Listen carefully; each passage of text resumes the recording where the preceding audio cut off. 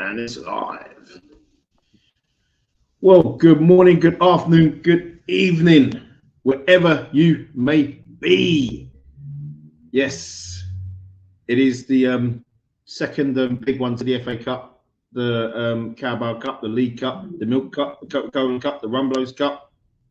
Whatever you want to call it, mate. Yeah. Exactly. We won it when it was the Littlewoods and the Coca-Cola. But you know what? It's still a trophy. It's always one that's been very important and very dear to me ever since I was a child.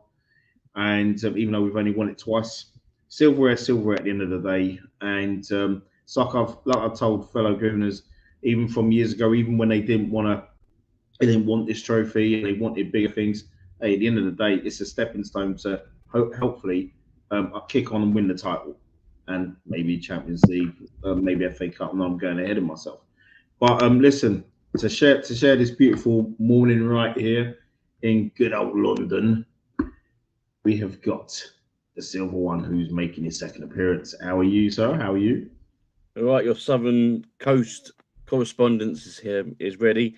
Yeah, I can't wait. There's definitely a final buzz this weekend, and looking forward to it.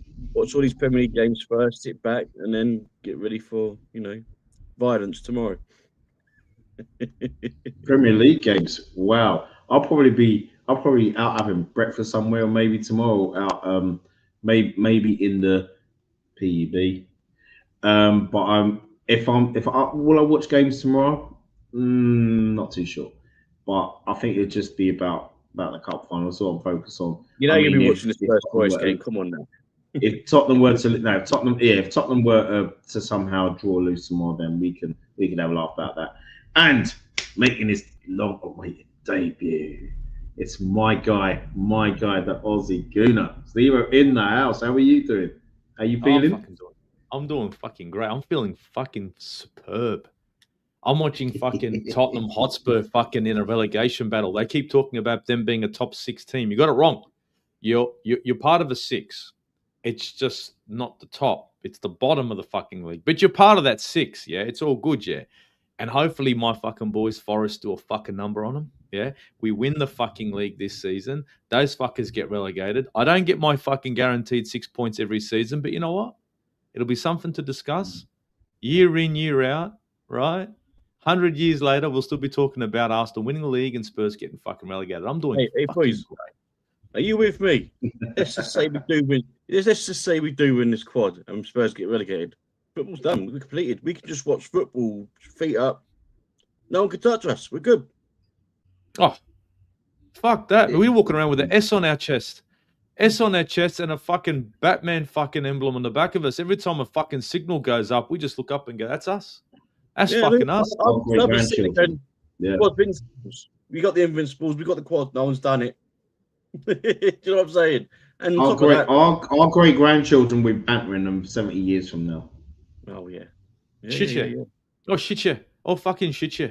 Oh fucking shit. And you know what I'd love to see? This is what I'm gonna love to fucking see, and this is straight to the point. Yeah, I'm gonna love that fucking stadium of theirs. What is it? 70,000 fucking seater stadium. Beautiful looking thing. Absolutely wonderful in the fucking championship. In the fucking championship where they're facing fucking Millwall. Yeah, that's going to be great times. Oh, Millwall will be coming up, you know. Oh, actually, you know what? Millwall. I hope not. You know what? If they do, they do. If they do, they do. You know what? Because they deserve it. They don't dare to do Millwall. They fucking do. To dare to do is what happens to Tottenham right now.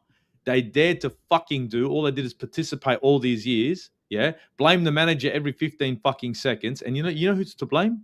I want to tell you now. The only people that are to fucking blame are the fucking stupid fans that fell for that dare to do shit. Yeah, and now they got themselves to blame, but they're too busy blaming fucking managers. Antonio Conte, Jose Mourinho, and that wanker that you guys praise so fucking much, Pochettino, right? What the fuck did they come up with? Sweet fuck all. Yeah, the only manager that did something was Ange Postecoglou, and you guys wanted to get rid of him. Yeah, explain that one, you fucking stupid pricks. Do you know what I do hope? I said to Brendan the other day, I said, I really do hope by the time we play West Ham, we wrap things up, and West Ham need to win. Spurs they have to stay up. West Ham have to stay up. They have to stay. Go on, boys, you go do your thing.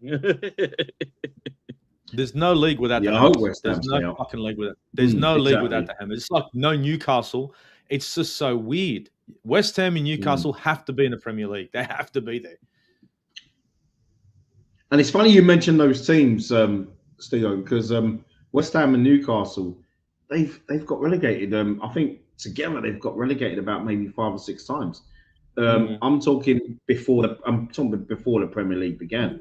So because they were, both up and down. Yeah. So hopefully West Ham will stay up and Forest will stay up. Forest has always been a club that I've respected as a child because Brian Clough did wonders for that club. Absolute wonders, you know what I mean? I think it's some of the best stories I've ever heard, Yeah, I mean, they got, what is it? They got, I think in the 70s, they got promoted to the old First Division. And I think they didn't win the Second Division, but I think they got promoted to the Second Division and then from the Second Division. And then first season back in the top flight, they won the league. And then the season after that, they won the European Cup. And then the season after that, they won the European Cup again. I mean, I don't know anyone else that has done that in that short space of time. I can't think of a club that's done it. Honestly, I know Leicester won the league, and the season before they were fighting relegation, but they never went on to win a European Cup, Champions League. So, but before we get into it, big up to Chris Welsh, this legend here. Big up. Yeah. Let's hope you will. Must be late in Australia, no? It's not bad. It's not bad. It's 20 to 10. It's hectic. It's awesome. Love it. No, it'd be tomorrow. It'd be the difference. I mean, he's got to be up at 3 in the morning to watch our game. Yeah, that's the thing. Exactly that. And I have a cousin. His family in Melbourne, so yeah, it'd have to. You know what I mean? For him, he's an Arsenal fan as well. So it's yeah.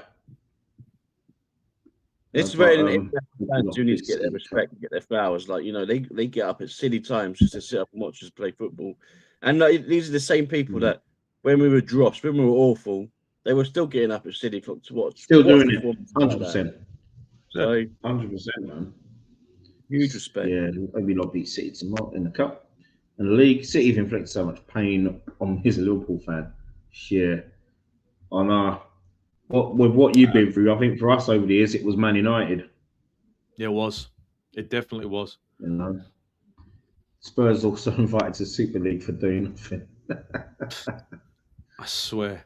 This is where Daniel Levy was a genius, absolute genius, because he conned his way into the Big Six talk. He got himself that big stadium. Do you know what? He's an absolute genius. You got to give him his flowers. Like, he didn't care about the team, what they're doing on the pitch, but the business perspective, he was brilliant. He's a smart cookie. He was able to fool all those fuckwits that support the club that they were going to do something. It was really good. And you know what? They still think there's something. Yeah. All you're doing is driving around in a really nice car. Yeah. Problem is your tires are bald and you got no fuel, and now you're pushing it. Yeah. Exactly. But it's still a really nice car. Yeah. Yeah. Yeah. Cool story. Yeah, exactly. Well, the game. Let's discuss the game. And I'm looking forward to it. First cup final in 6 years, and credit when credit is due. Everyone knows not the biggest Mikel Arteta fan, but when your manager's doing well, I'm not going to complain. I'm not going to complain at all. Regardless of how we're playing with the dark arts and all of that. But if it's getting results, it's getting results at the end of the day. So, so for you, AG, what's your expectations on the game tomorrow? Just give us your thoughts, how you think the game's going to go, and the stage is yours, my friend. I think that's going to be our first trophy. I'm confident. I've been confident for nearly a month. I'm not saying Manchester City is a pushover, but I'm not going to sit here and say I'm afraid of Manchester City. It's the same thing. I'm not afraid of any team. I couldn't care less. Manchester City right now, they are who they are. I know who we are. We've been able to get wins, and when we've been playing bad, and people go, "Oh, you've been playing bad and getting wins." Exactly. Scary, huh? Imagine if we played well, right? Set piece FC, Bayern Leverkusen, huh? Remember that? That little fucking stupid tweet? Fuck you now, huh? And what now? No set pieces there, huh? Just Eze trying to mimic fucking Thierry Henry's goal against Man United. Just giving it a whirl, Just try it out, Why not? Doing that kind of stuff. Our boys right now are on a fucking high. They are really confident. Thing is, on the flip side of the coin, I've got Manchester City in trouble. On the flip side of the coin, I've got Erling Haaland, who's in 2026 has been outscored by fucking our boy fucking what's his name, Gyökeres, in all competitions.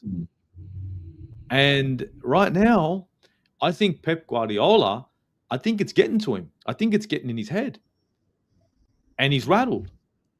But the thing is, our boys aren't. Off the bench is great. On the field is great. Anyone that I take off the bench, they don't look out of place anymore, right? So when we used to get a player off the bench once upon a time, you get him in, you go, oh, for fuck's sake, right? Here we go. Out of place, doesn't know how to put a pass in. Now you bring another player in. Now he knows what he has to do, but he brings a different dynamic. So he not only knows how to play our football, but he brings his own style to it. Right, that goes from Calafiori, you know what I mean, when he plays left wing back, in regards to Nkapie, Urian Timber in regards to Ben White, and that's just defenders, right? In the midfield, same story, Norgard in comparison to Subamendi. But I'm confident in the reasons why, because I'm not only relying on Bukayo Saka to win me a game anymore, and that's a big thing. It's unfortunate that he has stumbled a little, but I'm not reliant on him. I've got my Eze. I've got a Trossard who can do something. Maybe a Martinelli off the bench who can do something. A Gyökeres who can do something. A Kai Havertz who can do something, right? And even a Noni Madueke, who I know what does he actually? Where's the end product? The end product is tearing up the fucking right hand side, dragging a defender over, dragging a fucking wingback over, and now there's fucking space. That's the end product, right? Or letting him weave into the box and he scores. So for me, I look at our squad, our full squad, with the best defensive line in the league, bar none, with the best goalkeeper in the league, bar none. Bar none. Don't give me Allison. Fuck him. He hasn't been good. Donnarumma, cool story. Cool fucking story. Yeah, cool story. Yeah, Butterfingers. The only reason our goalkeeper fucks up when he doesn't communicate with his defenders, apart from that, he's solid. So I've got one of the best goalkeepers in the world in between the sticks. Now, I remember what that used to feel like. I've got one of the best defensive lines in the world, right? As my back four. I remember what that used to feel like. I've got a solid midfield where Declan Rice just bossed the shit out of it against Bayern Leverkusen in the Champions League. And I've got Eze, who's trying to friggin' cement himself as the number 10. And you know what? He's making a really good case for himself. So everyone's got something to prove. And everyone's hyped up for this trophy. So I feel sorry for Manchester City right now, because they're facing an Arsenal team right now that's fucking hungry. Yeah, and I don't think it's going to be good. I think it's going to be a tough day at Wembley for Manchester City, in my opinion. Yeah. Sorry to carry on. I've got a lot. No. It's all good, man. It's all good. It's all good. You mentioned the goalkeeper, but I don't think Raya is going to start. He will, because Mikel Arteta wants that trophy. Raya will start. Kepa won't. Kepa won't start. I think both Raya. I think Arteta and Pep are going to stick, with what they do, and it's not going to be Donnarumma and Raya. It is going to be Kepa and Trafford. Well, if it's Kepa and Trafford, right, then fair shout. No worries, because I still rate Kepa over Trafford. Yeah, no, exactly. Okay, it's all good, right? And to be fair, Kepa hasn't got a foot wrong, and actually, he was been pretty key in this competition. So, at times when we needed him. So, the penalties against Crystal Palace. So, backup keeper, and he's a backup, and everyone was kicking up a stink when we got him. I'm like, don't be phased, boys. That's a decent number 2. Oh, but he played for Chelsea. I didn't give a fuck if he played for Man United. I don't give a shit. He's my backup. He plays for me now. I don't give a fuck. You think he had a terrific season for Bournemouth last season, so he's not a bad keeper at all. No, at all. I'd be pretty comfortable. At the end of the day, he's still going to have that back four in front of him. So it's like you say, the only time Raya's really, really messed up is when our defences have made mistakes, and Zubimendi included. So Yeah, I'm not too concerned. If we're going to have a backup keeper, they're going to have their backup keeper. It is what it is. Mm. And I agree with you. You know, we don't have to rely on one player. We seem to be, this season makes it different. It has been a squad game. If someone's having a bad game, someone else will pick it up. So it's not one of those where one has a bad game. So this is where we're different this year, and this is where I'm feeling a bit confident about things. Yeah, it's Man City, and Man City could turn it on. They could probably very well beat us tomorrow, but I think we've got every right to be as confident. And what would be? I mean, look, a few weeks ago, I would have said that it was really important for us to win this game in terms of the rest of the season.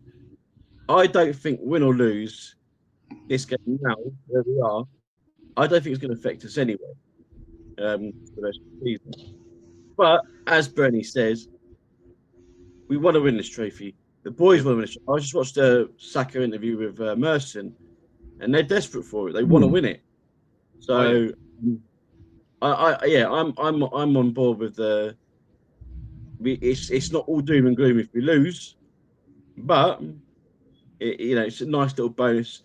We want to win all four. Let's be real. And let's get greedy. Fuck this shit. Brady, correct me if I'm wrong. 6 or 7 finals, we only won 2. So we're taking this shit. Yeah. We're taking it. This is a formality, right? It's a fucking formality. We're going there. We're just going to get this fucking trophy, put it in our cabinet, and go home. It's up to Manchester City what they want to do, but they're not going to win this. They're just going to figure out how quick to get back to their place and sort out their Premier League fucking title hopes. Yeah, this is ours. It's done. And he's going to tinker. What?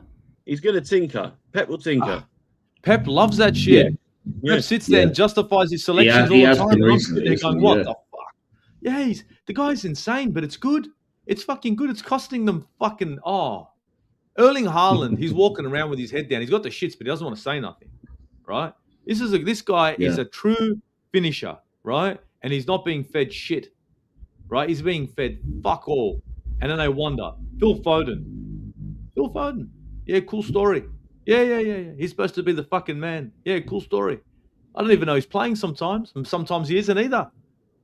They've got players, but the problem is he doesn't want to start certain players. And to be honest, Semenyo there, he would have been good at Arsenal. I don't know what the fuck's going over there. Oh, yeah. He's been good. I wanted him. Yeah. I wanted Semenyo. Thing is, though, he's still an upgrade on Doku, though, isn't he? Sorry? Let's be honest. He's still an upgrade on Doku.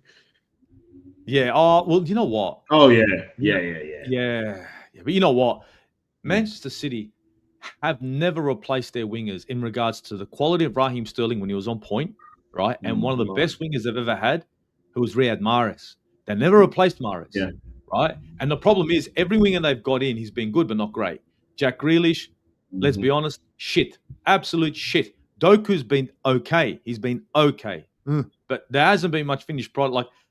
Like they give Noni Madueke shit. Look at Doku. He's good, but end product. Remember we talk end product? Where's my fucking end product? But Doku, it's okay, no end product, right? And now I've got Semenyo, who has got an end product, but having a hard time getting that end product for Manchester City. So now it's, again, that Pep Guardiola. What's he done to these wingers, right? They're having a hard time. And now you got Erling Haaland, who's starving. You got to feed this fucking striker, or he's not going to get there. Erling Haaland is not fucking Thierry Henry, where he can take the fucking ball from one side of the fucking pitch, cut through 7 fucking players and say, come with me, boys. I'm going to go somewhere. I think we should all go together. There's a guy between the sticks there that wants to have a chat to me. Give me 1 sec. He's not that fucking player. He needs the ball to drop in front of him to finish. Gyökeres is very much the same. You don't feed these players that style, they don't get any goals. And if you're not getting goals from the wing and you're not picking the right midfielders, you tell me. You tell me what happened against fucking West Ham. And if that was Arsenal, if that was fucking Arsenal, the whole world will be talking about it. But no, we can't talk about it. It's Man City. It's okay. It's okay when Manchester City flop. It's okay. But when Arsenal just fucking draw to Wolverhampton, the whole world comes knocking on the door. But when Liverpool fucking lose, it's this. Get the fuck out of here. Get the fuck out of here. The Carabao Cup's mine. You're not wrong. Carabao Cup's mine. There is one player that does worry me about the City team is that Cherky, but he never seems to start him. He's good. He's Yeah. fucking awesome, He's a good Cherky. player. I look at him like, are you insane not to start Cherky? He doesn't want to start him. Are you fucking retarded? He's a great player. Doesn't want to use him. Doesn't want to use him. Oh, mate. No, you know what? Pep's fucked up. He's really losing it. He's starting to look like Jurgen Klopp on his last year. Like, he's starting to look all worn out, like Mourinho at United. Like, fucking burnt. What was he wearing at the last game? He looked like a lumberjack. Hey, guys, can I ask you... Sorry, guys, can I ask you, who do you think our right back should be tomorrow? Well, Timber looks like he's out, doesn't he? So yeah, Timber ain't playing. Don't risk Timber as well. It's not worth the risk. White's good enough. You know what I'm saying? Yeah, he's got that relationship with Saka. So, yeah, I ain't got no problems with White starting there. I really don't. Nah, me neither. I don't want Mosquera there. Mosquera looks out of place as a right as a right back. It looks horrible. And I'm not in the mood to grab Hincapié. Most of his got a card front position as well, so it's a bit risky. Yeah, you don't do that. Nah. No, I think Ben White can play right back, not right wing back. Just for that game, and we see how we roll. And do you know what? I love about Ben White? He's a bit of a bastard, and you want that in the final. Shit, yeah. Because it's likely he'll start Doku. Yeah. Oh, he'll wind him up. Yeah, and all it'll do is he'll get in his face, wind him up, and then eventually Doku will get dropped. He'll go like for like and throw Semenyo there and drop Doku, and then that's it. Then the wings are fucked. Yeah. Because the other side's dead. He needs to keep Doku on the fucking pitch because Doku actually does some work, and he needs to fucking put Doku on the right and Semenyo on the left, but he won't do that. He won't do it. I think the question is, really, I think who would you play on the left side? Would you play Hincapié, Calafiori? Who would you go for? You just said it. You just said the first name. He's for me Hincapié as well. He's been one of my top 5 players of the season. Bobby spoke about him. He spoke about him from time. And you know, it's I don't know if Silver, I don't know if I had a conversation with you about this, but guys, when the few times I watched Leverkusen, right? You know, when you're watching someone and you're watching a player and you think, oh my god, he's really good, but you're not really keeping an eye on him and such. You know what I mean? You're thinking, well, not realizing that was Hincapié that was bombing up and down the left. Not realizing that was him. You know what I mean? And then when you look back, you think, oh my god, it was him. It was like, wow. You know, he's just something else. He finds himself in a really good position defensively and attackingly as well. He does, doesn't he? You see him pop up in the box, and there are times that he should have scored. But I know what you're saying. Yeah.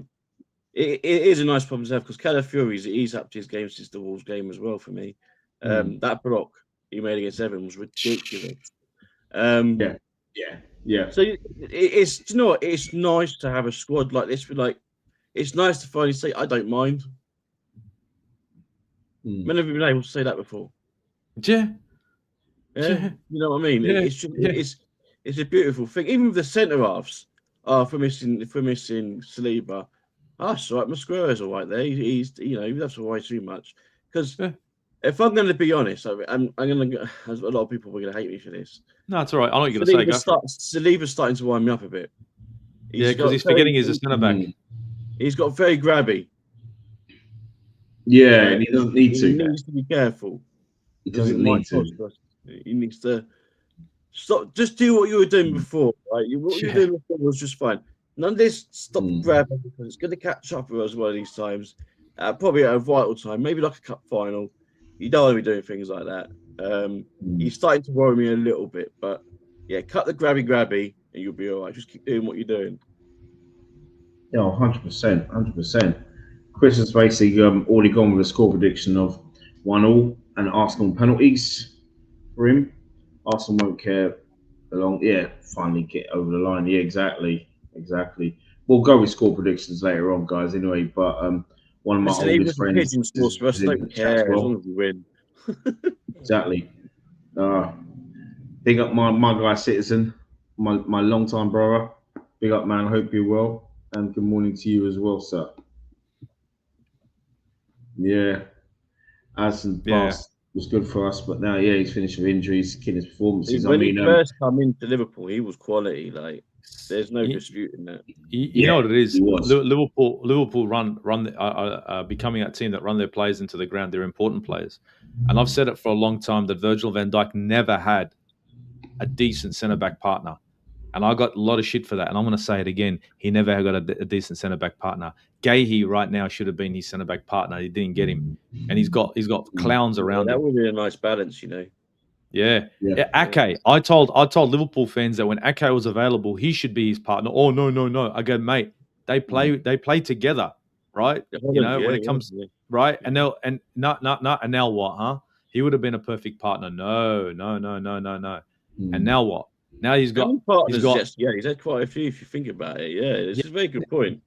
Gomez has been half decent, but his best partner would have been Ake. Right? Again, countrymen, they play internationally together. Nah, it didn't go for him. So now he's got a fraud called Kirkes on the left. And who's this Frimpong? I don't know if he's there anymore or not. I heard Robertson's playing again, right? Wasn't he dead and finished and buried? Like, what's going on with that? Right? If we had bought fucking, a new left wing back or a new striker or a new midfielder and we weren't playing them, fuck, we'd cop a lot of shit with that. Oh, there was also this midfielder they bought. His name is Florian Wirtz. I don't know what happened to him. You know what I mean? He just disappeared. Went off to get people a buy and never came back.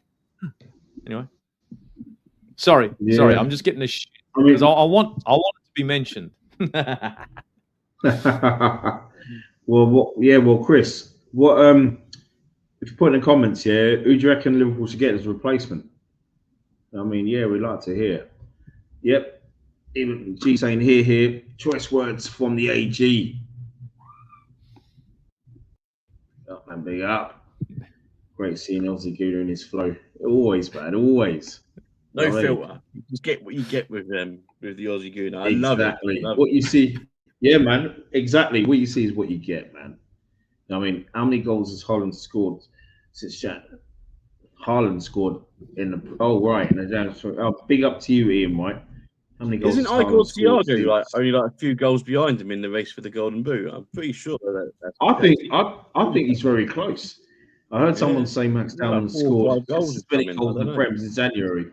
It just can't be true. Surely not. You know what? Haaland. I know he scored the other night in the Champions League, but Premier League, I can't remember the last time he scored. I think he scored from the spot. I'm sure he's only got about one or two Premier League goals this calendar year. He loves playing us, though. He does love. He does. He does. Yeah, he loves it. He loves it when he tries to fucking make a break and Saliba just bullies him like a fucking bitch and sends him fucking flying. He loves that too. Yeah, I think he remembers that too. He got sent, if you remember, on that break. He got absolutely fucking bodied. And I'm not phased for Haaland. I'm not phased. I think he's more worried about the centre backs. I think a full flow Manchester City, right, with decent wing backs and decent midfielder, he'd still have a hard time scoring against us because the two centre backs that are there are bastards. But now the way it is, he's probably head down because he's like, look what this idiot's got feeding me. Could he at least pick the right lineup so that way I could get a sniff? And it's bad enough that I've got the best two centre backs in the Premier League. I'm facing them, but I've got a manager who for some reason doesn't want to start Shirky, right? And I'm stuck here fucking with this Phil Foden who shows up now 20% of the time. And that's fucked up for Haaland because Haaland's a finisher. Yeah. I mean, you know what? Over the last few years with City, I mean, I can't recall the last time City beat us.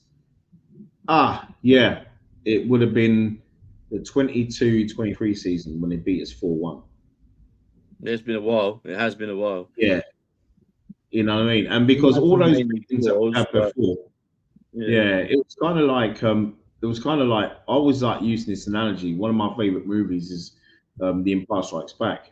And the ass kicking that Darth Vader gave Luke Skywalker, you know what I mean? That's what it used to be. But then it's been like recent years against City, it's been Return of the Jedi settings, you know what I'm saying? Yeah. Where Luke put his own back on Vader. So and then tomorrow, if we can not just only beat the Vader, we can beat the bloody Emperor as well. So that would be something. It really would be.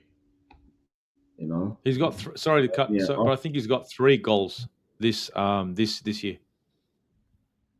Haaland. Mm. 2026, 3. 3 goals. Yep. Wow. Yep. That is. And that's not because he's a bad player. He's not Yeah. being used properly. This is the kind of guy you feed him, he scores. And you know what? And Ozzy, you're talking about Phil Foden. It's like Phil Foden. He's got to be one of the strangest players on the planet. And what I mean by that is, one season he could have 25 goals and about 11 or 12 assists, and in another season he'll score 4 and maybe 5 assists, and then the following season, he's got 18 goals and 14 assists. I just don't get it with him. You know what I mean? And not that I'm complaining, but I'd be frustrated if he was our player and he was bombing it. You got a good point there. But I think with Manchester City, because there's so much quality around him, when he does drop off, other players are there to kind of pick up the slack. But you have to have the selection correct for that to work. Now the focus can be on Foden, because when he drops off, there's no one to say, "Oh, I got you." Because you know what I mean. There isn't anyone really there to take the emphasis off him. I'm pointing him out now because no one's talking. I'm like, you should be talking. You know what I mean? This is a player who's starting who shouldn't be. Cherky is a player who should be starting who isn't, right? And that's that. Remember, we had that problem with Arteta. There were players that we thought should start weren't, and the players that shouldn't be starting were. Pepe's doing that now, right? I would be more worried if I was to see a front. Let's see the team sheets come out tomorrow, and I see a front line of Semenyo, Cherky, and Marmoush. I'll be more concerned about that, because with Haaland, you know what they're going to do. You know what the aim of the game is get the ball to Haaland in the box. Whereas with players like Cherky, Semenyo, Marmoush, you don't even know where it's going to come from. So the unpredictability thing of it all. So I would be more concerned if I was to see a front line of that than with Haaland in it. Do you know what I'm saying? So yeah, I think he's. I think the pressure's got to Haaland a bit, because he is the focus, the main point of goal for them, goal fit for them. But when Haaland hasn't played, they have played a lot better without him. So yeah, I would be concerned if he weren't starting, but he is going to start. So you'd be crazy not to start him. You'd be crazy, right? And I think the issue that you have here with Pep and Arsenal is he looks at it and thinks to himself, if we press Arsenal, if I press Arsenal, hold on to the ball and press Arsenal, I'm in trouble, because all that's going to happen is when they recover, they transition quick. He goes, any team that really presses them and the defenders go beyond the halfway line, right, and we press the crap out of them, the counter is quick, and it's usually 2 passes and a break. Yeah, and that's where he worries. So this is why he's sort of, when he kind of parked the bus against us at home, he kind of pulls back a bit, because he knows that we will recover the ball and we won't just fuck around with it. We'll move. And that's why I think he can't really commit the kind of players he wants that are going to help Haaland, because he's too worried about conceding goals against us. And he knows that if he concedes against Arsenal, to score against Arsenal, that ain't easy. You're going to have to work fucking hard for that. And that means you've got to press even further, which makes more susceptible to getting a goal against you. So I think that's his dilemma. And you can see he's got the shits when anyone mentions Mikel Arteta now. You can fucking see it. He's really got the shits. And it's like, well, I'm sorry, man. Old line versus young line. Figure it out, bro. Figure it out. You were having a good time before. If you can figure it out. You got the best striker in the Premier League and in Europe, in my opinion, bar none. And you're fucking him up. You're fucking him up. Oh, well. Yeah. Oh, doesn't matter. Look, Erling, you can still come to Arsenal. It's all right. We'll figure it out. It's okay, mate. It's okay. We'll give him Jesus back. Oh. Yeah, exactly. Now, strike for me, when you talk about strikers, they're number 9s. I mean, we grew up on 4-4-2, and whenever I play football, I was always playing 4-4-2. I've never played any other formation, and for me, the number 9 is a role that do you guys think it's dying? Because I personally think it's a dying role, because I kind of miss 4-4-2, and Mhm. most of our success that we had, me growing up, it was 4-4-2. You know what I mean? Under Graham, under Wenger, and I don't know what it is. It's just that I mean, I was having a conversation with guys at work the other day who, not just Arsenal fans, but I spoke to some who were Chelsea, some who were Tottenham, others who were Liverpool. Um, I'm and United fans, West Ham fans, whatnot, and we were talking about the strikers that all these clubs had back in the day. They were top class. They were world class. World class. Even And better then there teams was had a class strikers, like yeah. yeah, and for me, and then I was asked, who do you think the greatest ever striker was? I said there was only one, and that was R9. And for me, R9 was incredible. You know what I mean? I love watching him, and it was just one of them players where I wish I'd seen him live, because I know those that have seen him live, and it's like, wow, Ronaldo was just incredible.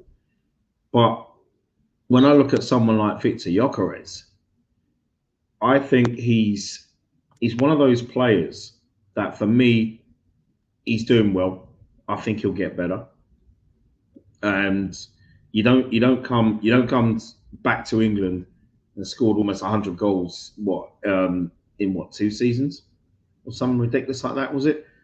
I know it's only I know it's only the Portuguese league, but at the end of the day, you can only score against who you come up against. You can only beat what's in front of you, right? Yeah. What is your? I think I asked both of you, Gyökeres.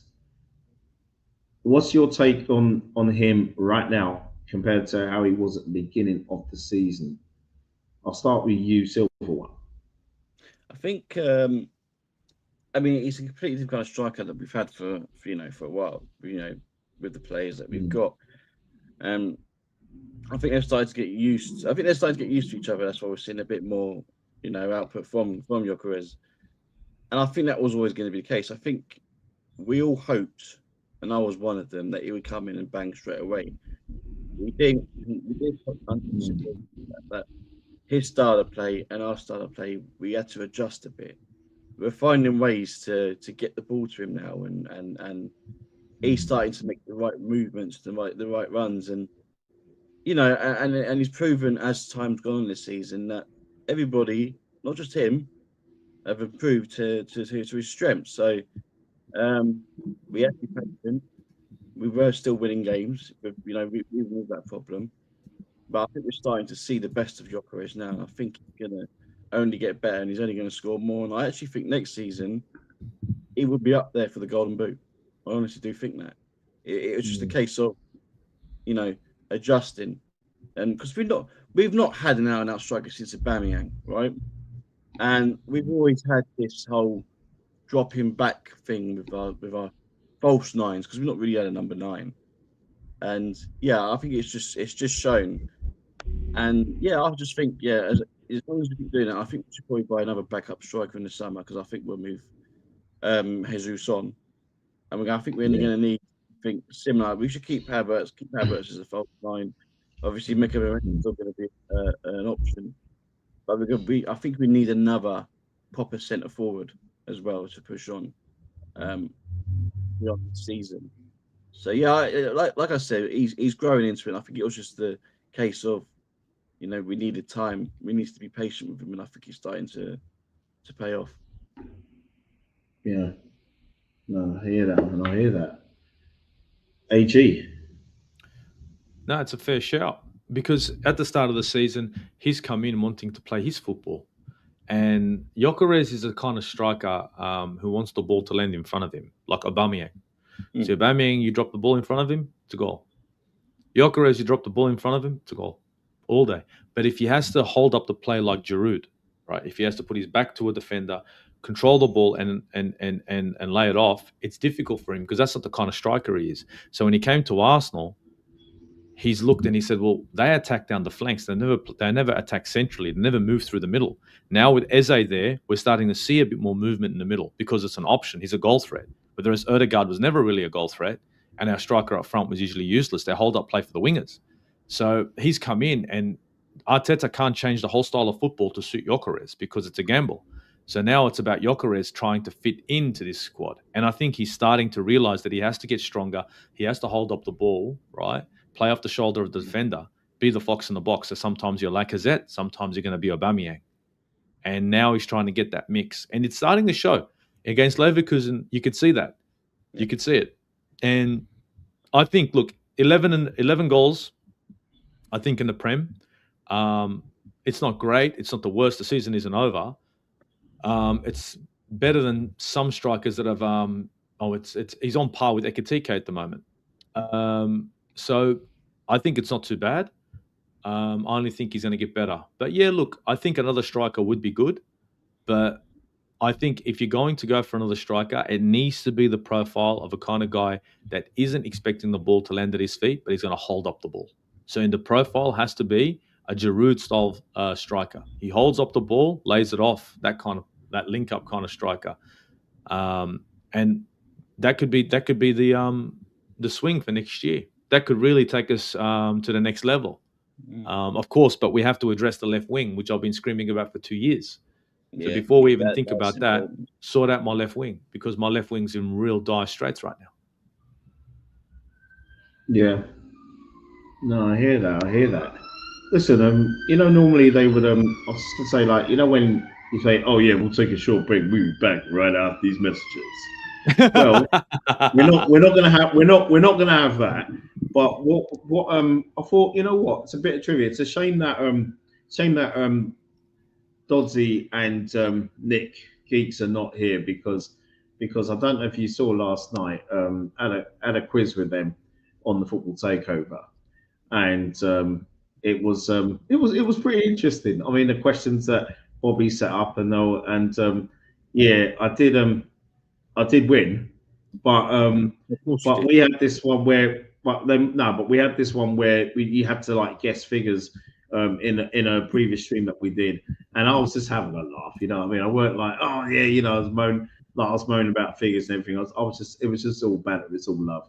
But what I want to give to yourselves, you two, and to the panel as well.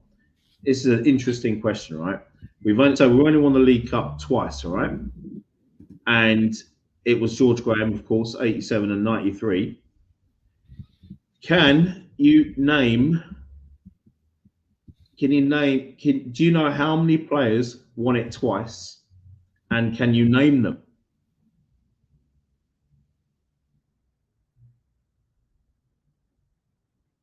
It's a good one. Fuck. I mean, I didn't even have to look up a book for this because I already knew. But if the chat, if you know, no looking in Google. You're mean. Right, I'm gonna guess. I'm just gonna guess. I'm gonna guess. Born in 85, I'm gonna guess. I'm gonna guess for one of them. Yeah. Paul Merson? No. Okay.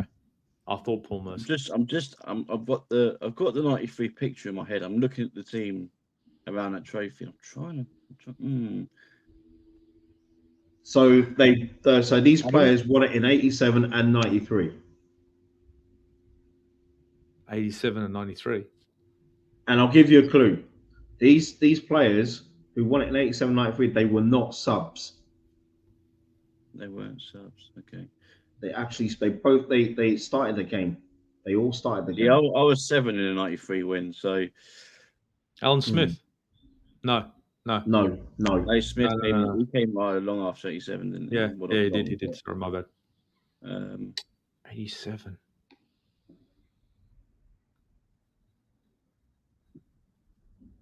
You played Liverpool in 87, didn't we? Yeah, Liverpool 87, Sheffield Wednesday 93. Well, Wednesday, yeah, it's both cup finals. Played Wednesday, wasn't it? Yeah. Trying to think. I'm just trying to think of their squads. Started in 87, but unless you started in 93. These players started the cup finals in 87 and 93. Started both. Yeah, these players started in both. So how many, or if you give out names, I'll say yep, and then that's one down. And I weren't sure if Limpid was there in '93. I don't think he was. Who's that? Andreas Limpar. Was Andreas Limpar there in '87? No. Damn.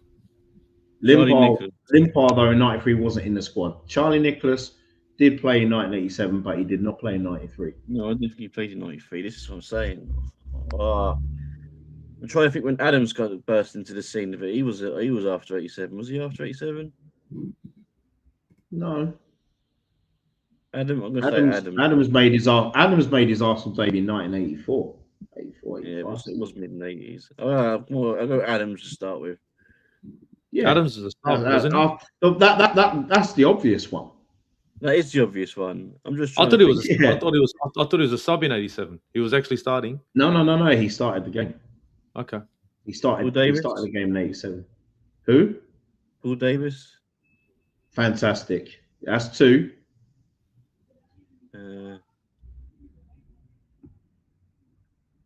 Andy Lindigan. No, I'll tell you what. You've got one more to go. What's Steve Bold? Given the gap between '87 and '93. Yeah. I'll give you a clue. He's Arsenal's record appearance holder in history. David O'Leary. There you go.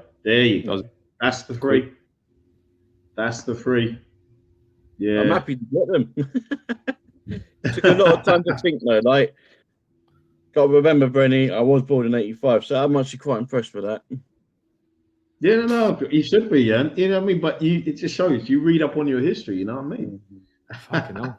You done well. You know, you guys did well. You know your history. You know what I mean? Yeah. Blue Fox, that'd be a lot of movement running off behind Mendy, who needs to be on point tomorrow. Yeah. No mistake. So yeah, that's the thing. I mean, so tomorrow, do you think we already discussed the keepers, right? Do you think would be full strength tomorrow, both and the opposition? Yeah. Oh yeah, 100%. Say that again. I'm the same. Do you think would be at full strength tomorrow? Oh yeah, apart from the goalkeeper, it would be yeah. I mean, it would be similar to what side against Chelsea, wouldn't it? So yeah, I mean, listen, they can afford to go full strength. I mean, what's the next fixture? I mean, it's internationals coming up. Yeah, exactly. We go for it. Need the games. Go for it. Yeah. And this is what I'm saying. Is that a lot of people saying this will affect the league, but you got to remember is that was it 22nd of March tomorrow? Our next league game is like the 11th of April. Yeah, bro. Relax and we're already playing a team that's unbeaten in 11 games, so it's going to be a tough ask anyway in Bournemouth. But we should beat them at home. Yeah, 100%, we should. But and also one person who I think, well, I've got to talk about this guy because I think with tomorrow we win the midfield battle because of him. Declan Rice. He can 6, an 8, a 10, a 4, a 5, an 11. This guy's everywhere. I've run out of superlatives for this guy.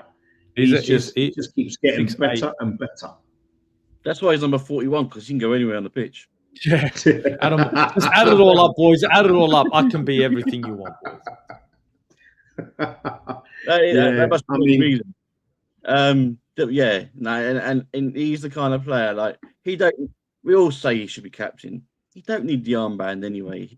He's such a motivator. Along with Gabriel, such a motivator. As long as you've got those leaders on the pitch, they don't need the armband, and they're proving that this season. And he is the main one. His delivery is ridiculous. Like, and Declan Rice, he knows what he's like to play. You know what he's about to play at Wembley, so you can count on him. You know he's not going to put in a poor shift. He's going to be.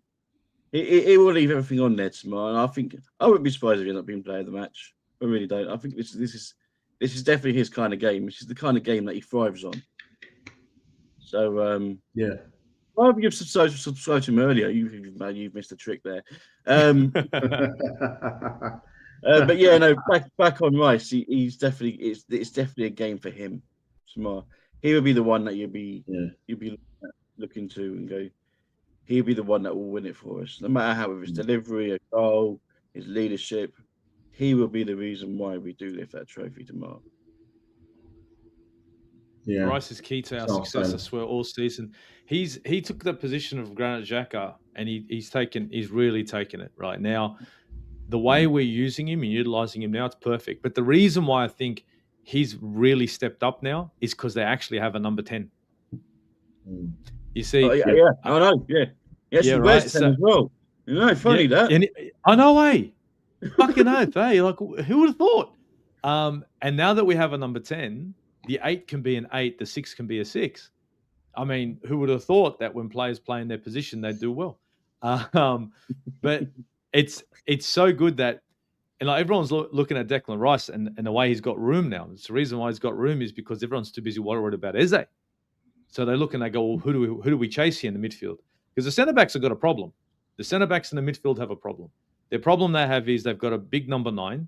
They've got a number 10 who can score with either boot, either side, right or left. He can score, right? And they're right next to each other. But then they've also got a number 8 who can put his foot behind it and a number 6. Yeah. So they got problems in the middle of the park because the 6 is scoring, the 8 is scoring, the 10 is fucking really wanting to score, and the 9, he just wants to be a fox in the box. Forget about the 7 and 11. Forget about those. Just let's not even mention 7-11. So defensively, it's difficult now because Arsenal can go through the middle of the park. So when you have a player like Eze who try and tracks to his right or tracks to his left, he's going to jag a midfielder over and he's going to take the attention of a centre back because they all know he'll take a shot from outside the box, and that gives an opportunity for Declan Rice. And Declan Rice is no slouch from outside the box, so that's why he's so effective now, and that's offensively. Defensively, his ball retention, the way he slows the game down or speeds it up, at the moment, he's up there. You know, he looks unfazed. He gets tired, but he looks like he's like, yeah, whatever. Another day in the fucking another day in the park with the boys. That's how he's looking now, and I think that comes down to having the right bodies around him.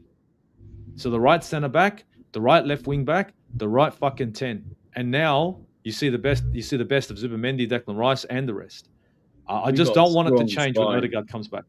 Yeah. Oh, this is my worry. If he was fit, he'd be playing. You know, he would be. Yeah, I've got an idea that I think it's going to be very hard to justify Odegaard being pulled into the squad if Eze keeps doing what he's doing.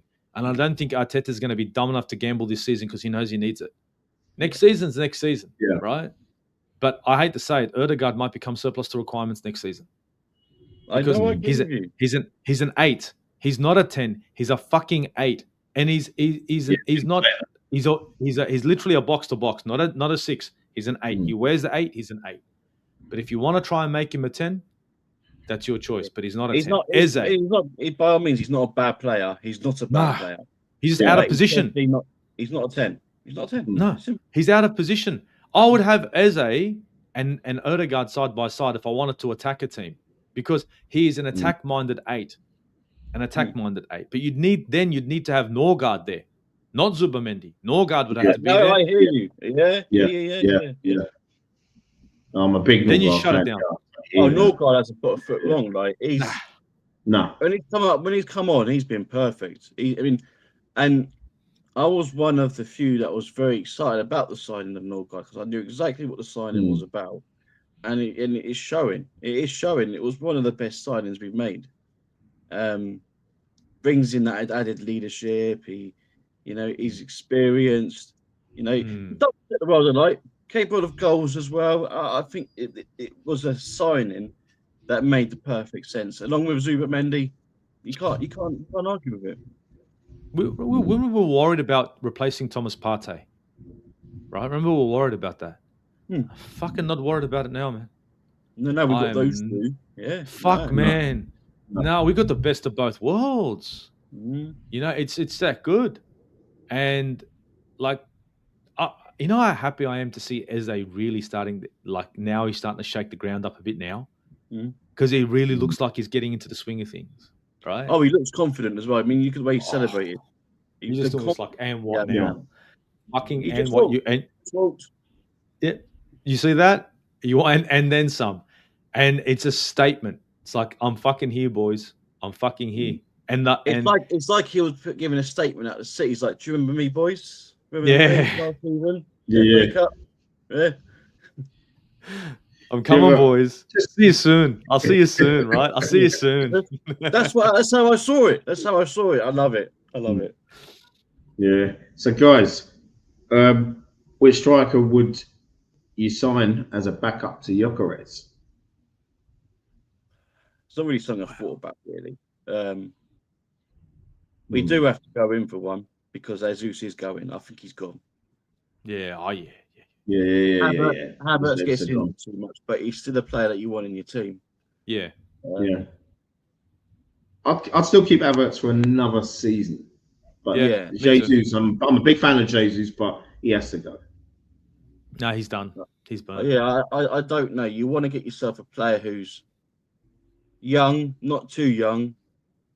How old's Gyökeres? Because you want someone after Gyökeres, didn't you? Alvarez must be what, about 26, 27, something like that. Yeah, I say we go for Alvarez and make it a competition between those two. Alvarez is quality. Because then it's like, we're Arsenal, look what we're doing. Come over. If you're better than him, you start. If you're better than him, you start. I really don't care. Fight for the position.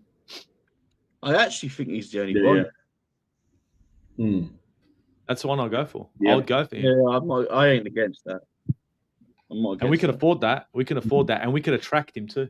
With the squad that we got and what we're doing. Good. It's an attractive proposal. Good money there. And it seems like Arsenal at the moment are the kind of team that are going for a representative of each country. We haven't got like a load of players from one country. They can't be the Argentinian representative. Come on. We need swing by, mate. Like, let's have a laugh. Come on. Now if Carl Walsh-Gunnar, big up to him because I've followed him over the years. And good on his Arsenal history, this bloke. This guy. This is what I'm saying. He's on point. Bang on with his history. Bang on. That's why I love watching. Very passionate as well. When it's Carl or it's Jez or Kenny Ken, these guys. For me, it's between Carl and Kenny Ken. It's bigger than mine, yeah. So you know what I mean when it comes to the Arsenal knowledge. And I'll tell you what, if Carl was in the chat earlier on, he'd have known those three players. Yeah, all day. He would have answered it. I remember Steve. I remember him being on your chat. Love to get you on the channel one day, Carl. Man, big up to you, sir. And I was on stream. I was on stream with him, and it was a really bad time. And he was like firmly Arteta out. Be interesting to see how where he is now. Just to have a little chat with him because he'd still be there. I know, Carl. Yeah, he'll still be there. He'll still be there. But you know what? It's his opinion. He is passionate though. Like I can't question his passion for the club. Do you know what I'm saying? Yeah, I can't. 100%. Never dispute that. 100%. Top guy as well. He's the kind of guy that in person. I bet he's proper nice, proper sound. Oh. One of the blokes I'd really like to meet in person. Seriously, Kyle would be fucking awesome. Yeah. Look, I think with Mikel Arteta at the moment, look, you're going to have people that are going to be constant saying he hasn't done this, he hasn't done that. I get it. You're 100%. The things he hasn't done, I get it. But when we haven't lost to Chelsea in how long? And Manchester City are scared. Liverpool don't want to play us. Let's just be perfectly honest right now. They don't. And they spent 500 million. They don't. They really don't. And I'm not saying that he's done enough. But what I'm trying to say is we were the banter club for a long time. And we haven't won much. But I don't see too many teams that want to come knock on our door right now and say, let's play 90 minutes and see what happens. I don't think so. I think every team, you look at the Champions League, Bayern Munich had 1 L. Who gave them that? I don't know. And I think most teams, even in the Champions League, Real Madrid now don't want to know us. Regardless of their results, they wouldn't want to play us.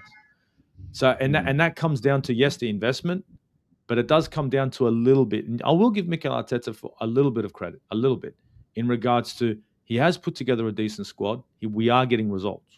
But he needs to get us over the line. He can't be an Onimad Waker. So I understand the hate, but you have to play. You can't. It's not about sitting on the fence. It's about reporting the news. It's cloudy with a chance of rain, but it is sunny as well. What do you want me to say? Yeah, I hear you. I mean, when it comes to the manager, I don't care who's in charge of Arsenal. I want you to deliver. At Arsenal, right? It's always about, for me, it's always about challenging. Yeah, we're not going to win the league every year, Fuck yeah. but even when Emery first came to the club, I didn't think we was going to win a league, but I wanted him to deliver me a cup. Fuck yeah. You know what I mean? I wanted to win a cup. Domestically, we didn't do well. Europa League final, yeah, we got beaten by Chelsea, but I did like Emery.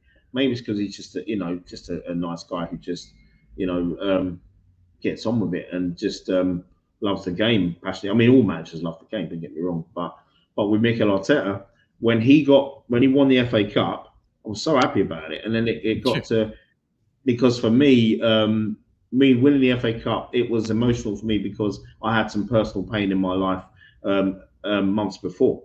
So so then I thought, okay, I was looking Europa League. I thought we were good enough to win it because I thought we're not there yet in the Premier League, but at least try and finish in the top 3, top 4. And then what really angered me more, because I'll always give managers a chance, but what really angered me more about Arteta was the attitude that not just the players, but he showed. We know we had Villarreal. I thought Villarreal, we could have beaten them in that semi-final in the second leg. I saw 90 minutes of players just not working, not doing anything to try and get a goal to get back in the game. You know what I mean? And then we could have put it in for extra time if we'd have won 1-0 90 minutes. And then I'm like, Arteta then subs a barrier. I'm like, what are you doing?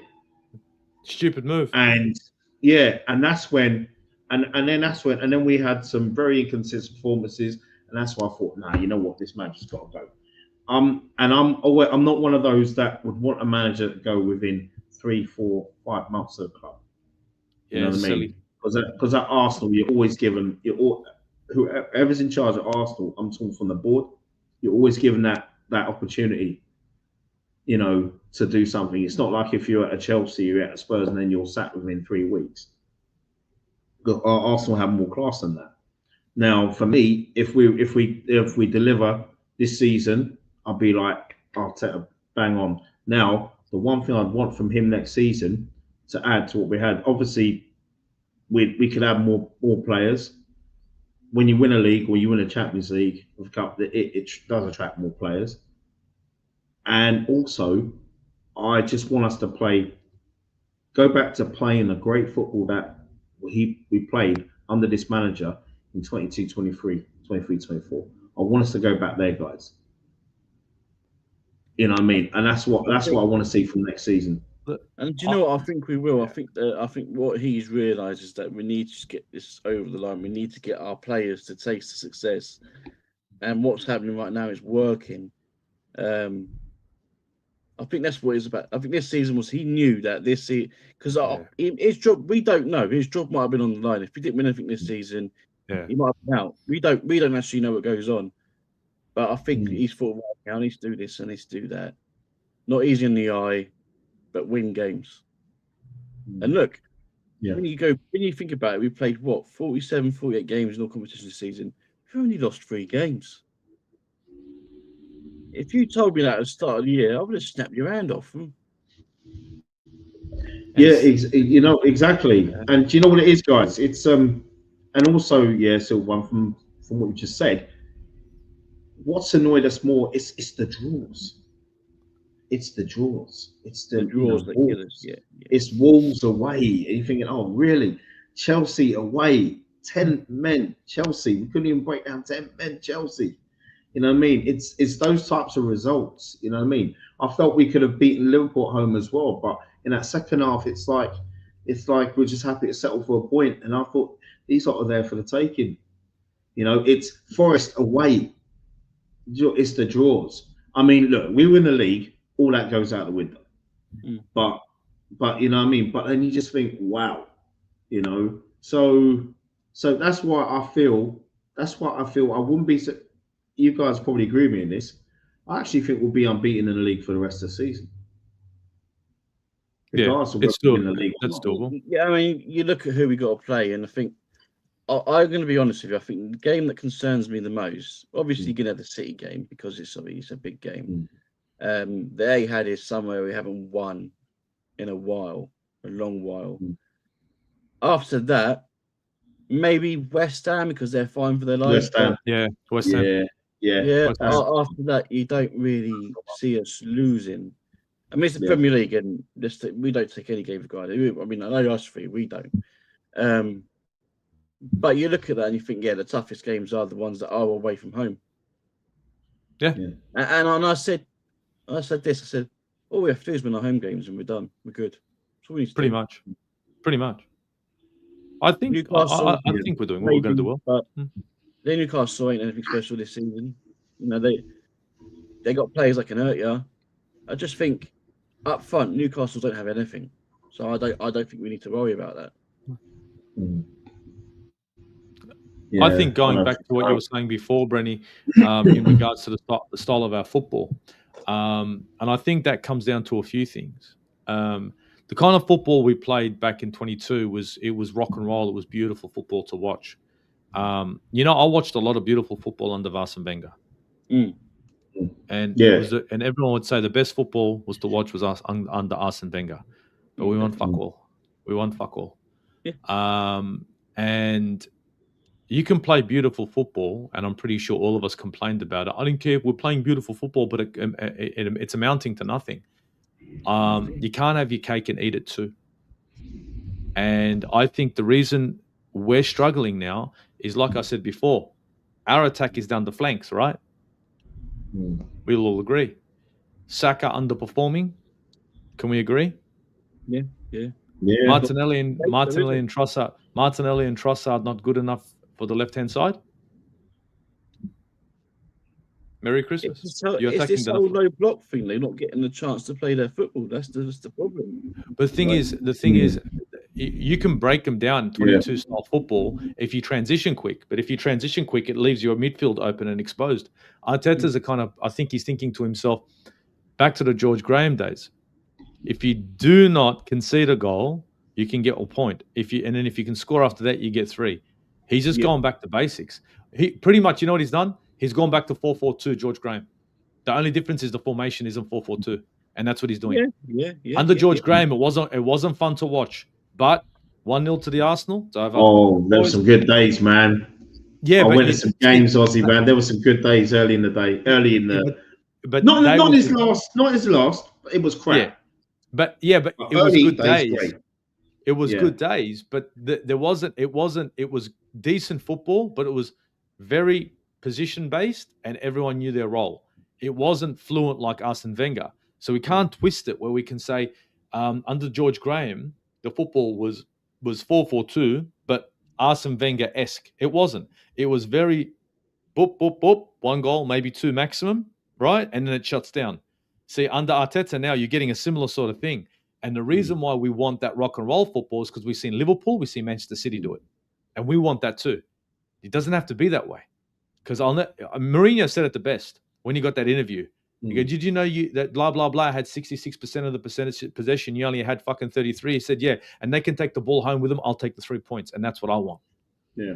They can take the ball home. I'll take 3 points. Because at the end of the day, Chelsea won the league playing the worst brand of football, right? And me and you will remember it. But you know these upcoming new kids that follow Chelsea, they won't. They'll just know they won a title, right? Yeah. Doesn't matter how you win them. Just you win them.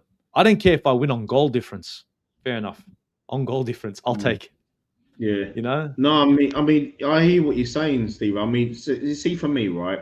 When I talk George Graham, I'm talking between 86 and 92. It was good football to watch. That was different. Yeah. It was good football to watch. I did see a couple of games in that era live, and we played some really, really good football. But it was the combination that Graham had. It was academy players and experienced players, and the football on show was great. But then what George Graham did, and this is why I'm going to come to what you've just said. What he then did was when he sold David Rocastle, when he went to Leeds in '92 for the 92-93 season, for the first Premier League season, he went to Leeds, and we're like, "What are you doing? What are you doing?" He took out our best creative player, Michael Thomas. he'd sold months before the season before to Liverpool, and because he had a fallout, and I'm like, what are you doing? So two of our best players in the space of a year had gone to Liverpool, Leeds respectively, and I'm like, no. And then Paul Davis, he banished Paul Davis to the reserves because I think they had a big fallout after we lost to Benfica. After we lost to Benfica in the European Cup in the 91-92 season, we didn't see Paul Davis again. It's like you just didn't know where he was. I mean, there was no big social media phone. There weren't no mobile phones. You wouldn't even know what Paul Davis was up to, unless if you saw him in the street or you had a beer with him. So and then we started the Premier League season with with no one in midfield, no creativity. He would play Limpar, but not consistently. I mean, and then the football just got boring. We still won 3 cups with it, but you're like, wow, even though we still won the FA Cup and League Cup in that same season, then we won the Cup Winners' Cup following season, and then before the League Cup and the FA Cup finals, he brings Paul Davis out of the reserves and back, and we actually missed his creativity. And during that season, because in the Premier League we won like 6 games in a row. I think it was October, then into November, and then there was the international break. We were top of the league. I was like, oh, okay, top of the league. Something we were used to. We were champions 2 seasons before, and then all of a sudden, we lost 4 league games on a spin, including a loss to Spurs, and then we just plummeted. And then we fell to when we finished 10th in the league. We were awful, and he got rid of this crap, and then we were just in decline. Thank God for the goals from Merson, Wright, and Campbell. And then we were scoring odd set pieces from there. So yeah, we were just so. And as much as I love George Graham, I'm a realist. I'm like, you know what, you gotta go. You know what I mean? That's what I'm saying. I don't care who's in charge. If you're doing the job, I'm happy. If you're not doing the job. It's Arsenal Football Club at the end of the day. Like, that's what we care about the most. At the end of the day, right? Exactly. The club is a start. Yeah. Like Kenny Ken says, the club is a start. But Luke's here. I think you guys probably read what Luke's put up here about never gotten over the hype around Odegaard. Some of our fan base think he's a Zidane level player, and he's not. He's also not as bad as some make out either. Decent course player. Yeah, exactly that. Yeah, 100%. No, like I said, number 8 for me. Never a 10. All day. But he like I said, he's more, you can say, a more attack-minded number 8. So he's not your box-to-box, more defensive kind of backup 6-8. He's an 8-10. And he, with Norgard behind him, with Norgard or Declan Rice, better Norgard, he'd be okay. And you could have Eze and Odegaard, it would be fluent. But no one is saying he's a bad player. He just doesn't suit our system. It's as simple as that. Yeah. I think he's just too sideways. Very Aaron Ramsey. And big up to Quadra. Yeah, man. Big up, really good form. Panel and chat. Good morning, everyone. Big up Quadra, man. Quadra, I'd love to get you on the stream one day, man. We got to do something together, yeah? Definitely. Big up to you, my friend. And we got, our man's back again, Michael. And please, all those in the chat. You know what I mean? Yeah, I've been watching that group. Yeah. He's a good player. He's a very good player. I like that Rayan. He looks good. I think Berta will use his magic tricks over the summer. Definitely. Yeah, man. Oh yeah. Well, look, we're gonna see some. Look, remember, Eze was a Berta thing, right? And it's paying fucking dividends now. He's a game changer, absolute game changer. And like, he ain't fucking around, eh? He ain't fucking around. I have to think some of these players be signed, like Gyökeres's and like maybe Eze, not necessarily a Mikel Arteta signing. And Arteta's obviously he's got a problem, and we're getting out of him. I think actually having Arteta as manager, Berto as he is, it's quite a nice balance to have, because I think they actually they see things differently. But once it all comes together, I mean, look at it now. Like, I can't wait to see what we're going to do this summer, because we had a good pool. Our pool was good already, but if he was to have all these trophies behind us as well, We could sign anybody. Honestly, I want that left wing, man. I need my left wing sorted. It's you know all what I about mean? the left. Same here. I agree. We need it. We need that left wing. I've been screaming Big left time. wing for 2 years. Do me a favor, send Saka to the left. Give me Vinicius Jr. Yeah. I knew you were going to say that. I don't listen. I don't get why people don't like him. I rate Vinny. I rate Vinny. You can see how I did that, eh, guys? You knew it. Yeah, perfect. Yeah. No, Boom. you knew what you were doing there. Stop that. That's to behave yourself. I was waiting. I was like, and I went, go on. Yeah, bye, you knew I was going to bye, erupt then. bye. You knew exactly what I was going to do. Get me Eliel instead. I'm not having this Vinicius Junior. No, Vinny's quality. Vinny's quality. You give you some good celebrations, Silver One. No. Yeah, man. Corner flag with the, give it the no nonsense. I'll tell you who we need. I'll tell you who we need to that, and I think we can actually. My cousin Vinny. I'll tell you, stop with this Vinny. I love that one.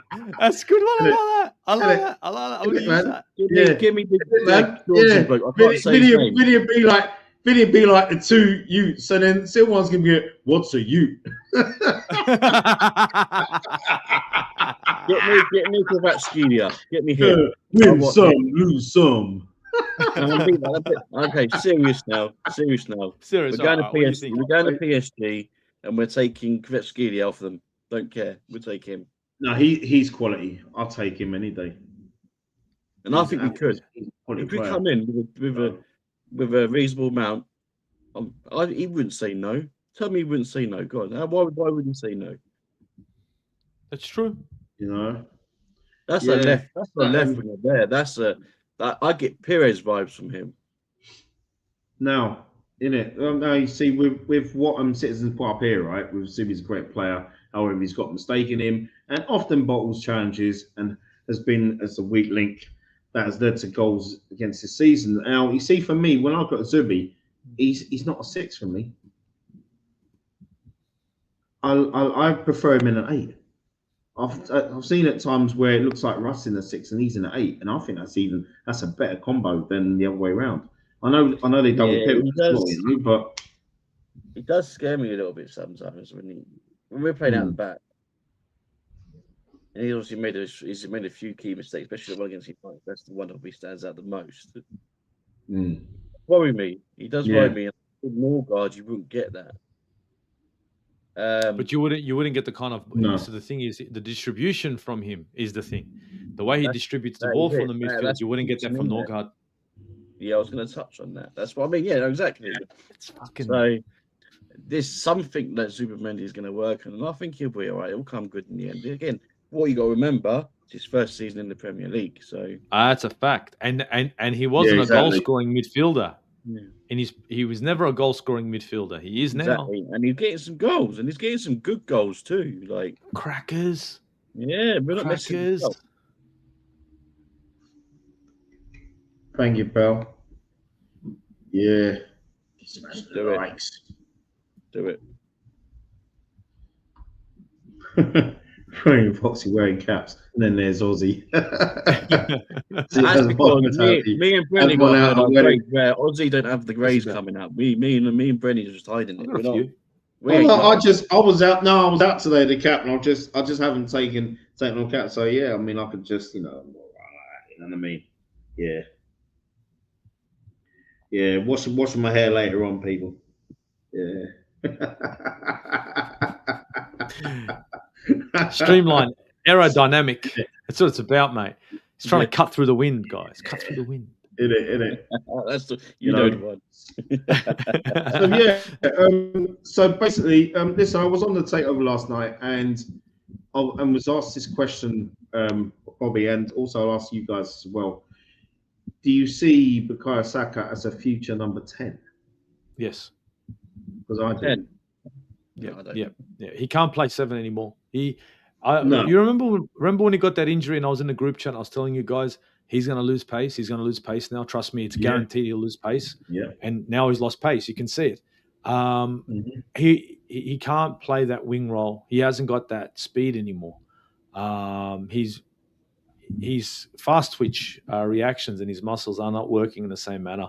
So I think I see it where he could play a 10, but I think it's the partnership between him and Eze and allowing the ability for these two players to float between the two positions as they see fit. So you'll see Eze pull to the right and Saka move centrally, and then vice versa. Because with Saka, now you have a number 10 who's going to slap it with his left.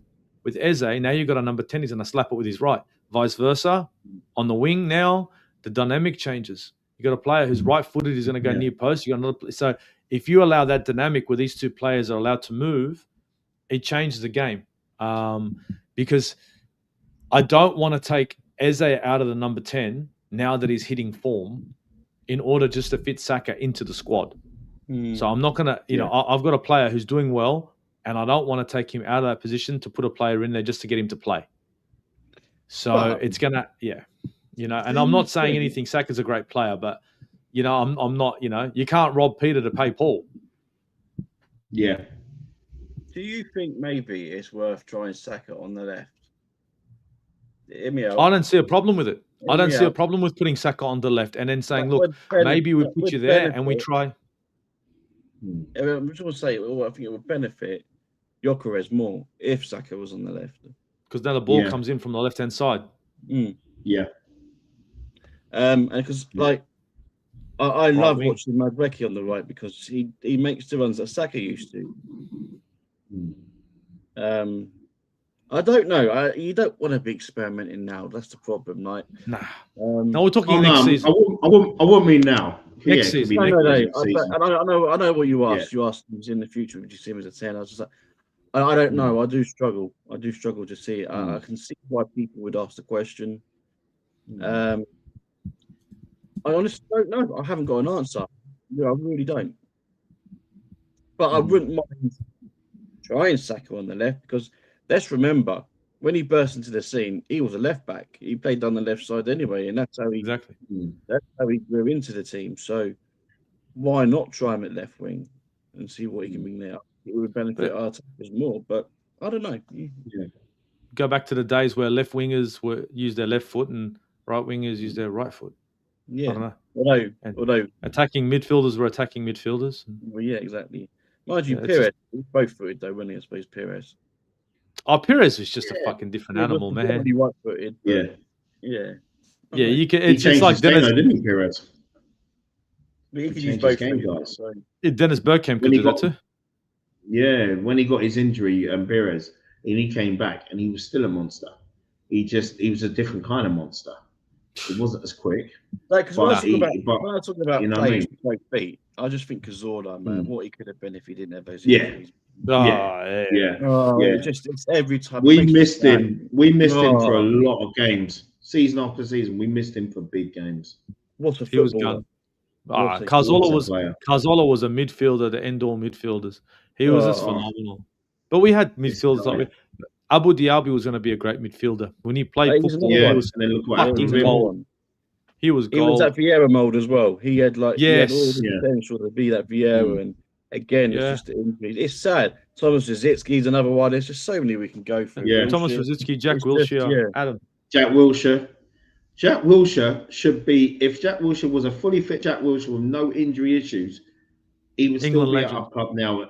He would still be at our club now as club captain, age 33, 34. He would be the Gerrard of our club. Yeah, and he would have been an England legend. He would have been an English legend. Yeah, but the injuries and that's unfortunate. It's look, unfortunately, genetics, bad luck. They all come into football, and if they don't all look perfect, you're screwed. It's just one of those things. What are we doing? That was there. Anyway, we're on the now. We're in a cup final tomorrow. What are we doing? What are we doing? We're going backwards, boys. We've got to go forwards. Wait, let's talk about the animal we're gonna punish. Let's talk about fucking up City. Let's go back to that. How bad? I want to fuck this guys up. Let's have some predictions. Let's get in there.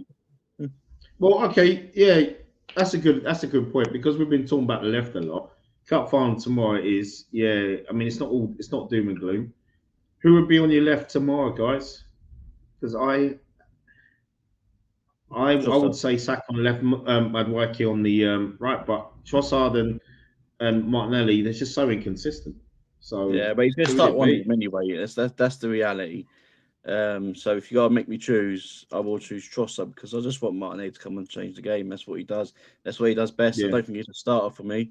I don't necessarily think yeah, Trossard's a starter too, but out of the two, you got to go Trossard. Got a good record against City, I believe, as well. So you got to go Mm. with Trossard. I'd agree with yeah, that. I think Trossard's got that trickery. He's also hungry against Leverkusen. Fuck me dead. How many shots? And Oh, look, they were good. And they were good. The keeper was on point. So yeah. even he's just yeah, going, yeah. fuck me dead. Like, what is it going to take? And I think he's going to be up for this game. And yeah, I think Martinelli would be great to come on the 60th minute when the defenders are tired. Yeah, and if they've already got a yellow, yeah. Yeah. If I got a right back with a yellow, I'll throw Martinelli in there because now you got to keep up the pace with this one.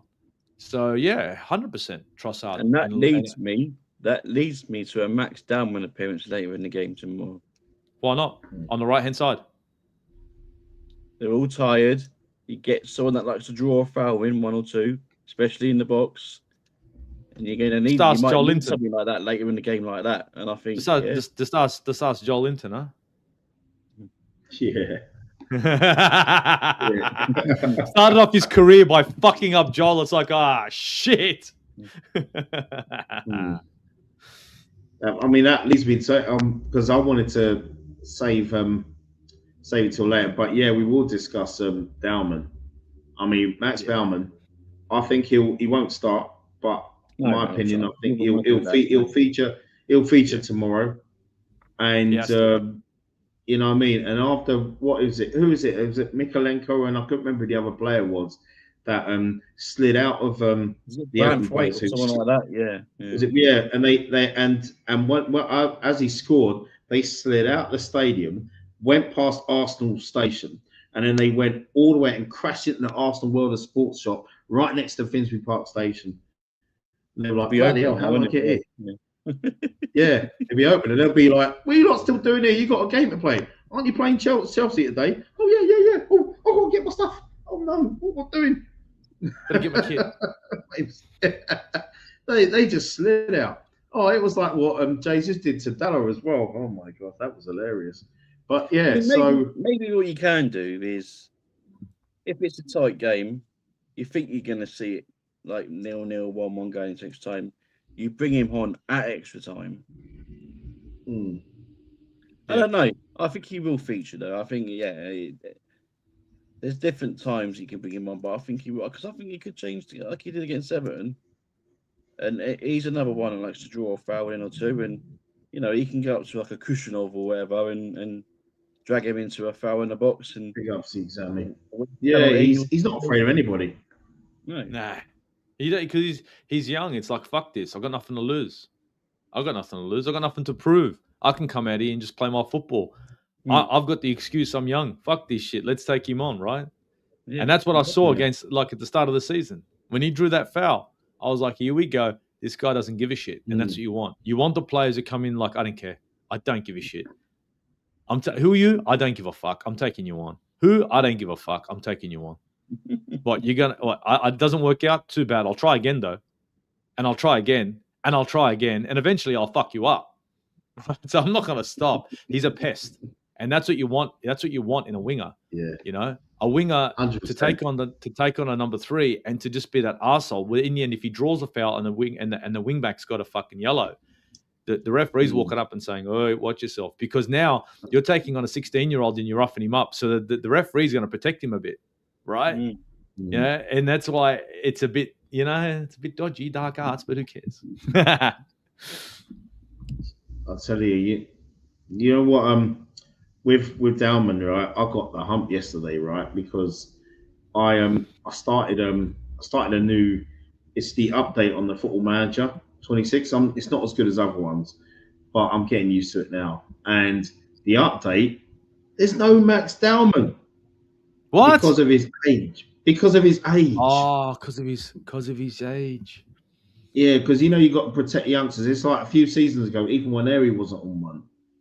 And yeah, but now it's stupid. Like he's a footballer. It's the same with FIFA. He's not allowed on there. Oh dear. You know what I mean? Because currently, I try to put him in my ultimate team, but he doesn't exist. Yeah. So So I'm thinking it'll probably be next season when he does exist, because my cousin was a Brentford youth player 20 odd years ago, and he was on an old Football Manager game as well. But he was at an age where he could be in a game, whereas you couldn't put him in there when he was 15 years old. Mm. You know what I mean? And then he was on there as a 17-year-old. And would you believe I bought him once for Arsenal from Brentford? I thought, well, why not? You know, it's family, innit? You know, you've got to, Was he a dud? look after. No, he wasn't bad at all. But you see, he was like how he was in real life, because my cousin, he was a right back, but he could play a centre back as well. But he was very versatile, and when I watched him play as a kid, and he was a very intelligent player, very intelligent footballer. You A should have great boosted brain. his stats just a little bit. Yeah, I know. I mean, you can't do it on Football Manager, but you could do it on FIFA, or you could do it on Pro Evo. Yeah, you can. You know, you can Boost go them just into a the bit. edit and just You used to improve. be able to do You it know on what I Championship mean? Manager back in the day. Well, you know what? It was Canners who introduced me to Championship Manager back in 1992, and I'm still playing. Obviously, it's Football Manager now, but you know, I'm still playing it now, and you could play the game, right? I remember when you played Championship Manager, it was a 92, 93, 93, 94, 94, 95 season.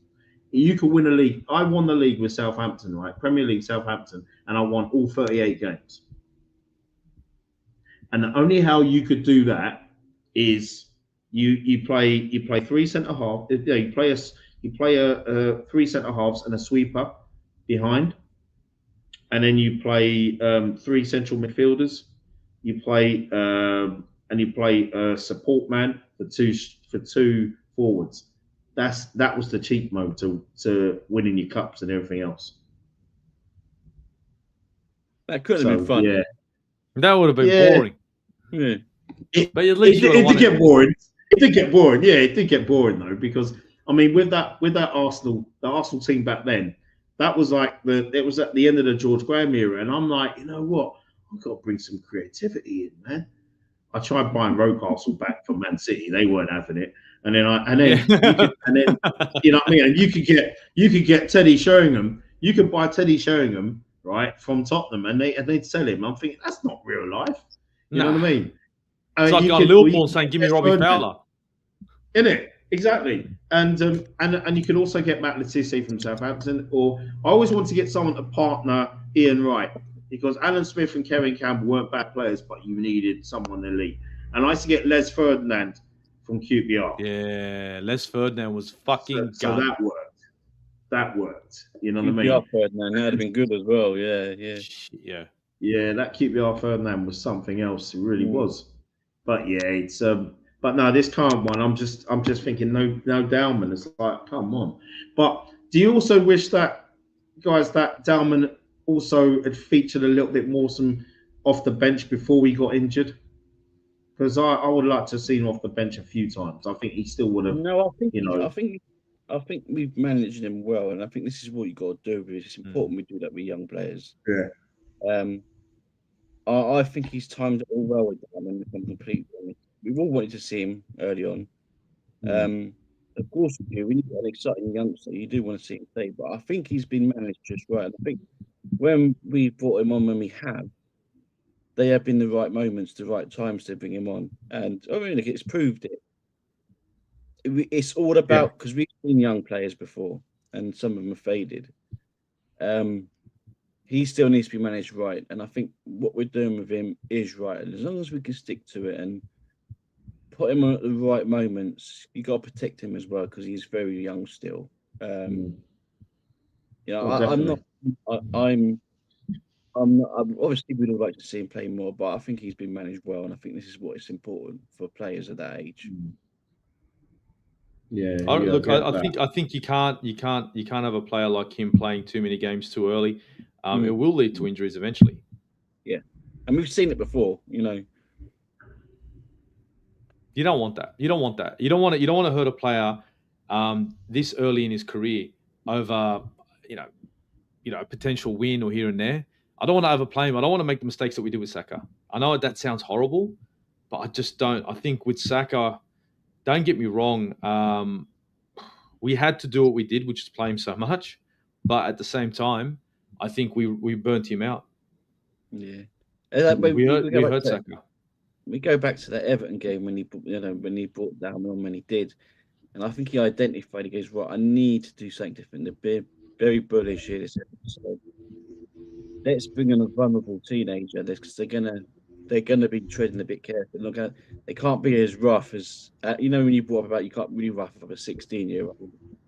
So we need to change the dynamic of this game. We need to bring someone like a Dalman on, and it paid off.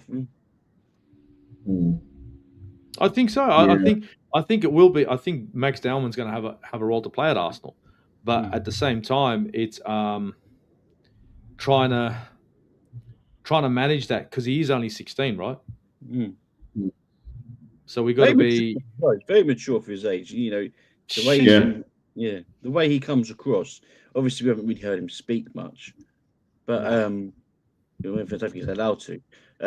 But yeah, just from what I can see and what I've heard from his teammates, that he's very mature, and you can see it on the pitch. So yeah, again, it's just correctly, and I think he is at this moment in time. So it's the only way.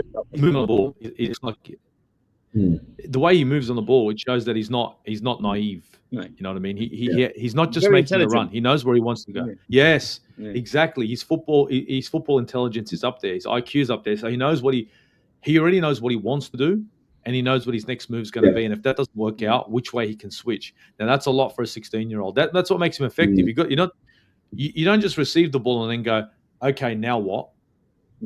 No, you got to be saying, I want the ball because I know what I'm going to do now and afterwards if I can't. So that's why when you know what I mean, you got to be ready to make at least 2 or 3 moves. And Max is one of those players at the moment that, if we're fucking 16 years old, he knows what he wants to do. Yeah. I mean, that early ball into the box for Gyökeres, right? That early ball into the box. It threw Pickford off, didn't it? It really did. And that's, we were lucky that Hincapié was stood where he stood. And then obviously, Gyökeres was there to do what we got Gyökeres for. So. But that's intelligent because he's looking at the centre backs and how they're set. Because the centre backs haven't come back far enough yet. Because obviously the ball is well outside the box onto the right hand side. So what does he do? He sends it to the far left, right, where the defenders already pushed the opposite direction. They're already shifting to their left. He's putting their ball to the right. So they've shifted. Now the gap is between the left wing back and the left centre back. There's a hole. And that's where the hole was because everyone's looking. It was a high IQ goal, absolutely, 100%. And then Gyökeres is like, oh yeah, cool story. All right, this easy? No worries. Watch this, easy, Lacazette. And the celebration though, did you see how he grabbed Gyökeres? Fuck me, Daddy was all over him. Yeah. Because I think that ball, when he put it in, he was thinking, "You better finish this. You better fucking finish this." I love it. 100%. Yeah. Well, we'll just go into the comments anyway. Like, what do you got? Arsenal above all. Big up, start Trossard and Martinelli come on as a finisher. Big Wembley pitch against tired City defence. Yeah, that's it. Yeah. And we're better defensively than City as well, I feel. But yeah. So looking forward to tomorrow. Hincapié or Calafiori left back. We all went for Hincapié. What do you reckon? Yeah. Luke, what do you think? We're thinking Hincapié because he's solid, but what do you reckon? You can make a fucking, you can definitely make a case for Calafiori. You definitely can. Oh, 100%. 100%. 100%, mate. Yeah. What's a player? He is, though, isn't he? Must be on about down there. Yeah, shit. All day, Zeke. All day. The guy's fucking... Look, our academy has been fucking good for quite some time. Oh yeah. End to the end. But it's been good. It's been good for if you think about it, it's been good for even before I was born. Because some of the players that reeled off, it was like, wow. You know what I mean? It was like Liam Brady. Because Liam Brady came through when he came through the academy as well. Came from Ireland at a young age and came to the academy, and he was phenomenal from what I've seen. This guy. Do you know what? with Brady, I knew all about him from time, and when I was a young fan, and then he was playing in Italy, and, and then newspaper reports are basically saying, "Oh, it looks like he's coming back to England." I thought, "Oh, let's sign Brady, bit of experience," you know what I mean? And then he went to West Ham, and he did all right for West Ham, and it was like, oh, could have done with his experience, you know what I mean? But Graham probably thought, nah, well, he's about 33, 34 now. He's done. But I still think I still think he would have done a job for a year, as well as helping the youngsters, because I think at the time, the likes of Rocastle,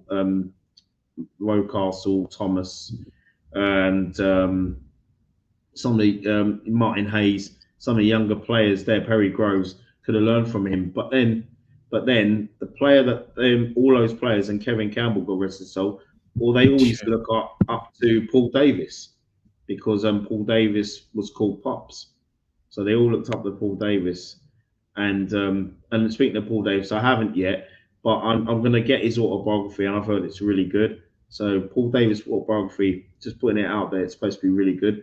I'm currently reading We All Live in a Perry Groves World, and it's got to be one of the funniest documentaries I've ever read in my life. It's just, I'm not even at the part where he's got to Arsenal yet. You know what I mean? So he's and you're enjoying it, so it must be good. Yeah, it's a good read. It's a really good read, Perry Groves, really good. So yeah, I mean, I love footy documentaries. I really do love them. Books as well. Sorry. Yeah, I don't have a page with books. I still need to read these two yet. They're still sitting on the side, but yeah. I like the books. I like a book. Mm-hmm. It's just for me. It's different reading it. Reading from a book than watching a video. Like everyone still goes, you can just watch it. I go, no. You sit down, read it, and try to, and then use your mind. Right? Imagine the moment. It's better. Sorry, you know what? So I'm just laughing there. It's that last bit. What Mike was putting there about versus Steve. I do like that. Oh, I do like that. Yeah. Trossard is one of those players too. He's got that fuck you in him. He has that. You know what I mean? Yeah.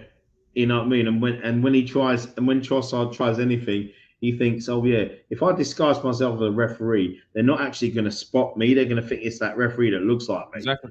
Yeah. Turns into a linesman, just like that. It's like Shang Tsung out there. He just goes, click, linesman. Hey. Oh, click. Mate. Yeah, click. man. Haaland punches Gabriel. Click. I'm Trossard again. Red card, Haaland. See you later. Bernardo Silva was lucky though, guys. He should have been sent off against West Ham. He should have had 2 yellows last week. He was very lucky. Very, very lucky. Yeah. And he only had 1 yellow. Yeah. Oh, I'll tell you, I went mad. I went mad. Bobby and I went mad in the chat.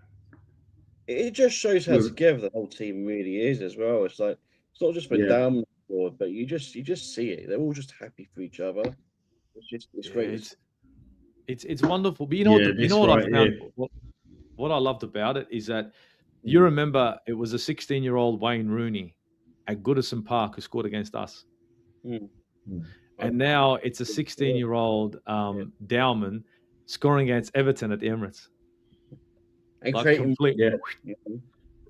and again, now he's the youngest goal scorer. Like fucking same 2 teams, right?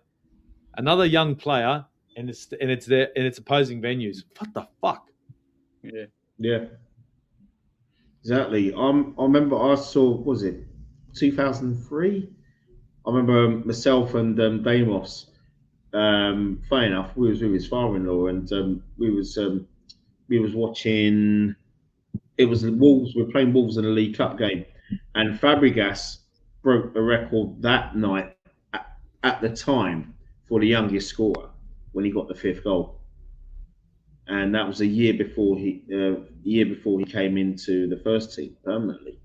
So I've witnessed records and I've witnessed landmarks, but I've got to big up all those that was actually there last week that could say, right, this is where I was when Max Dowman incredible, absolutely incredible.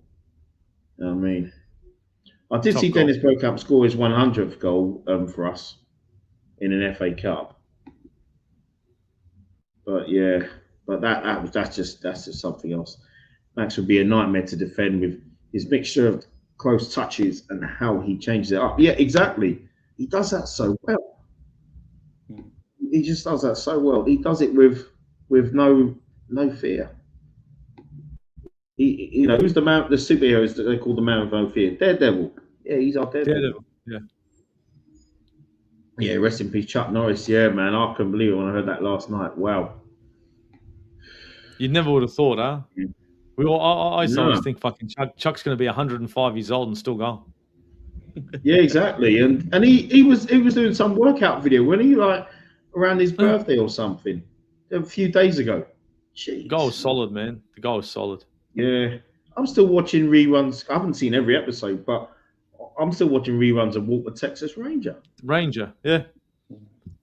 Walk the Texas Ranger. I can remember this one episode. No, this does make me laugh, and I've got to bring this up. Watching years ago, this one episode where these girls went out. This girl got beaten or something, and one of the girls, his dad, his mate was Walker, and I remember watching it with one of my younger brothers years ago, and I said, he's gonna get him, and he's gonna kick him in the head. He's gonna give him like 2 kicks in the head. He actually gave this guy 3 kicks in the head. So you would see that was going to happen in an episode. It was a roundhouse kicks, man. You're getting it, Oh boy, Chuck Norris can bench press a million times in it, like in 10 minutes or something. Wow, there's funny books. But yeah, given the form, given recent form and up against potentially the likes of Cherky, Semenyo, Dorku, I'm starting Hincapié. He deserves to shirt cup final the cup final more, in my opinion. Yeah, he does. He's all in agreement with that one. Yeah, I think so. He does indeed. Yeah. He does indeed. No, 100%. Well, guys, I'm gonna right now just before we wrap this up, score predictions, please. I hate doing these in cup finals. If there's any games that I hate doing score predictions for, it's for cup finals. It's just when it comes to cup finals, I'm very superstitious. But I will say this: I think it's going to be a draw in 90 minutes. 0-0, 1-1, one of those two. Then we're going, because this is Arsenal. We don't do things by halves, We're going to go through the whole of extra time. We might even go 1-1 again in extra time. Then it's going to get to a penalty shootout. But it's probably going to go on forever. But we eventually do win it. Because it's Arsenal. This is what we do. They like to make it hard for us. They like to you already know. I don't need to explain it to you. I don't explain it to anybody watching. They just got to do things the hard way, and I think that's going to happen. And listen, like I said, I don't care how we win it, as long as we do win it. That's all that matters. But there's my prediction. There you go, 1-1, extra time played, penalties. We'll win penalties. That's what I'm going for. I would like to win in normal time. I would like a 3-1 in an ideal world, but we don't live in an ideal world, so just thinking of that. AG 3-2, and we're going to be up 3-1, only for City to get back at 3-2, and that'll be it. And it's not going to go to pens, no way. And Eze's going to score. And Eze's going to score. I've been saying Eze's going to score for nearly 3 weeks. Eze's scoring. I feel it as well. I feel he's going to score. I think he'll get the second goal. I went with 2-1 last night on the takeover, and I'm still sticking my 2-1. And when Tony talked about superstitions, I mean the only 2 cup final wins in this competition were 2-1s. So I'm going to go 2-1. I think Eze will get the second goal. But I think the first goal will be scored by Gabriel. I think it'd be a set piece. And then I think the second goal will probably be an Eze thunderbolt. And don't be surprised if it's 1-1 and he's assisted by either Gyökeres or Max Dowman. Yeah, it's a possibility. I think I thought Zubimendi was going to score the first goal. I'll tell you what I want. Mm. I want a goal from a corner. I want an own goal. And you want open play. Yep, and I want us to. I want us to wrestle with someone, get away with it. And that's why I want a really ugly win, just because I know it's going to wind the rival fans up, just for that pure reason. You want to see Pep pull the rest of his hair out? Oh, actually, he's got no. Oh yeah, I want scratches coming up in his foot and his head again. That's what I want. No, because it will wind the rival fans up more, and I'm just loving the tears right now. So, give me a corner kick, give me an own goal. I don't care. Do it. I'm enjoying ugly wins at the moment because I love the tears. Yeah, I think I'd like that too. Just to fucking rattle the shit out of them. Yeah, we should have won that. Shoulda, coulda, woulda, but didn't. Yeah, they can have 35 shots. That's fine. Yeah, go for it. Yeah. Go for it. We'll get that one goal in the 88th. How about we get that one goal in the 88th minute and say, see you later. I want Ben White to do some fucking shithousery. I want it all. Yeah, I want Raya to take 10 minutes to take a goal kick, or Kepa to take 10 minutes to take a goal kick. I want it all. I want Arteta to be out of his box. I want it all. I want to see Arteta and Pep clash. Yeah. I'm dying for that because you can so see that because Pep is fucking rattled right now. Arteta's kind of cool, but I reckon Pep's going to fucking do something that's going to rage Arteta, and they're going to go at it. I miss all that banter from like years ago when managers used to always get at it when it was title round and stuff like that. You know that has to come back. That has to come back. You know, the Wenger Mourinho days. Remember that? Shit. Yeah, Wenger Ferguson. That was probably for me one of the most interesting, probably the best. You had two teams at the top there, and I'll tell you what, guys. This is one of the reasons why when you see Gary Neville, Paul Scholes, not so much Roy Keane, but you get and Schmeichel, when you get a lot of players moaning about us, and then they're wanting to, well, Roy Keane has never given me this impression, but you get these former United players who want City to beat us in anything. Right, fucking wankers. And the only reason why I think it is, it's because we gave them nightmares back in the 90s and the early 2000s. We gave them nightmares, and I think at the time City wasn't challenging them. If that makes sense. No, they weren't. They weren't. That's right. 100%. 100%. You know, we were more of a rival. That's why they get that. Yeah. Then Neville. Remember Neville a few seasons ago. It's like this is where I had to laugh at Neville. Do you remember when Neville was like, "Oh well, if he seemed pleased that City won the league, right, over us in 23, okay, because he wanted City to win the league, didn't want us to win the league. Oh, fair enough. But then whatever. The cup final came along for City. They beat United. They did the double. Now Neville must have been thinking, why did I say I wanted them to win the league? Yet they could emulate us and get a treble. And then they got the treble, and it was like, okay, Neville, what you saying now? The pennies finally dropped. Yeah, and I laughed. I laughed at that. Manchester still you know red. What I mean? So yeah, exactly. Right. Exactly. Be careful what you wish for, right? Yeah. Tell me about it. But gents, in the words of Martin McFly back in 1955, when he spoke to his parents, this has been educational. Yes. Really educational. I've had a wonderful time with you guys, and no, likewise. Listen, you know what I mean, it's been great, and but still, just shout us out what you're doing. It's good to see you back with us now, and you gonna be on Takeover soon, or yeah, hopefully. With the Takeover, it's conflicted schedules, but this is we've got your platform, and I enjoy coming on here, and it's, you're always very accommodating on it. It must be said, and it's been I don't know how long I've been on screen with both of you at the same time. It's been a long time, so it's been an It's been absolute ages, man. And It's been ages. it's been it's come at a perfect time. Cup final. Mm. What more can I ask for? To be on there with you two guys, it's been great. It's been a pleasure, and both of you keep up the work that you're doing. You're doing some great stuff.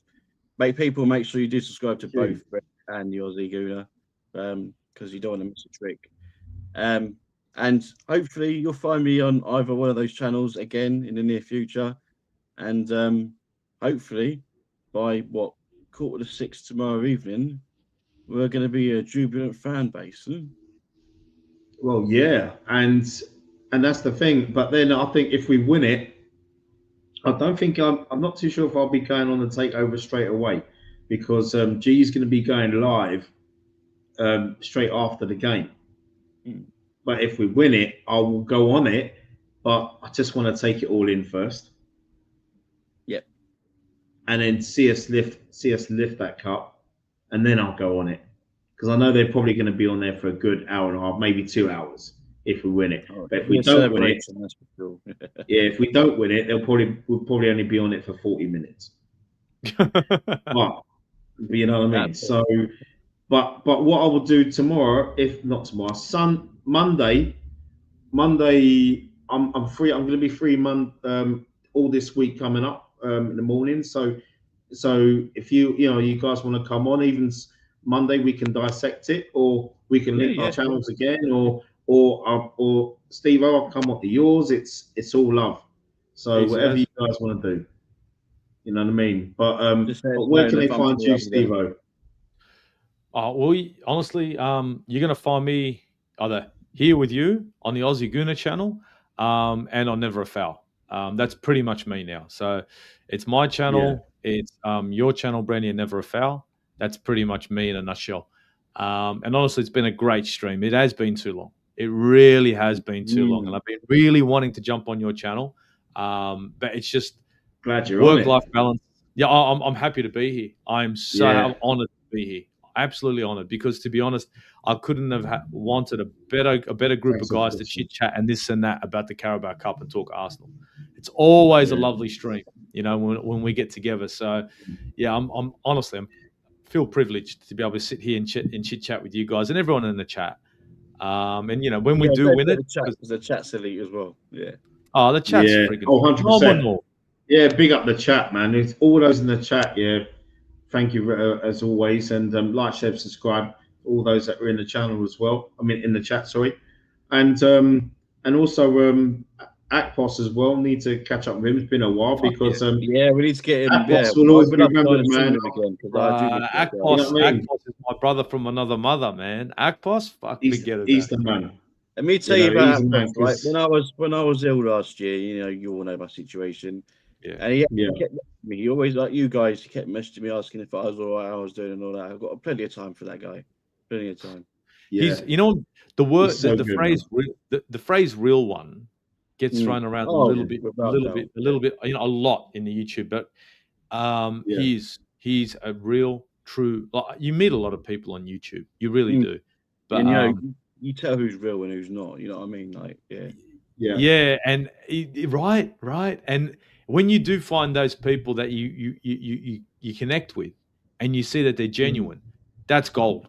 Because in this world, the way we live now, it's very hard to find genuine people. And I feel blessed that I've met a few of you guys. You know what I mean? Likewise, 100%. Definitely. You know what I mean? And it's like I always tell my granddaughter when she says, "Oh, be like, Granddad, who did you have on your show for the first time?" I mean, well, it was your great uncle Damos, and also Akpos, because they were on my very first show, and that's who, you know what I mean. And I had to get him on that day, because I know I was racing around trying to get you on, and I thought, no, I've got to get Akpos on, you know what I mean. But he's been on there a few times, but it's been a moment. I know we'll catch him in the chat. In the WhatsApp we're all chat. busy, man. We've all got things going on in our lives, isn't it? That's the thing, isn't it? Yeah. But like I said, what was that? Check this out. Yeah.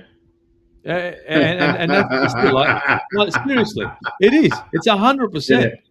It's Yeah. just how do you want to get fucked? Because we're more than happy to oblige. Assume the fucking position. I love it. I love it. Oh, yeah. Brilliant. Don't forget that. For real. We'll have to Right. get him on as well. He's got to come on too. Oh yeah, I'm not. I always try and get them on all the time, but it's all about Yeah, it's yeah. just It will happen. busy, and then You you got to try, because he's been on my channel once before. Yeah. You know what I mean. So and also yeah, Arsenal above all, great channel, man. I always watch the shows. I'm sure they'll probably have a massive another top review. Yeah, 100%. You know what I mean? So yeah, enough love. He's another one that checked in on me when I was in as well. Do you know what? Yeah. I do appreciate everything that everyone has, all the messages that I got over the last year. They really have helped me. I mean, I've got great support with, as it is, but you guys as well have always checked in on me, see how I'm doing, and it's all love, and I appreciate it all. Yeah. You see, Tony, that speaks volumes of the kind of person you are. Mm. Do you know what I mean? Yeah, Like, exactly. that speaks on you. Like, as much as everyone's reaching out, it is a reason, right? And that's why, like, 100. people know who you are. You might not have met you, but they know who you are.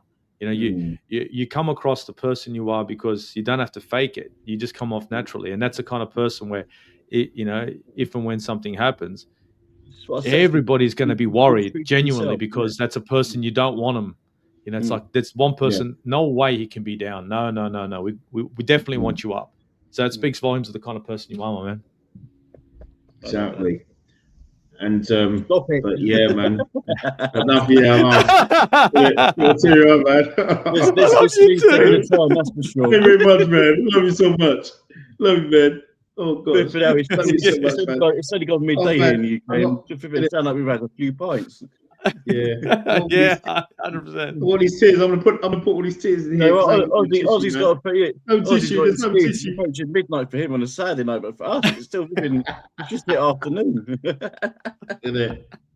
Oh, right. You get up the stream crying. Your missus goes, "What happened?" It's all right, babe. Thanks everyone, man. Thank you to my guy Silver Fox. Thank you to Aussie Guna. Big up to all of you in the chat as well for tuning in. Appreciate it. And in the words of expressions, because he's suffered enough already. End the stream, blood. End the stream, fam. Take care. All. See you later.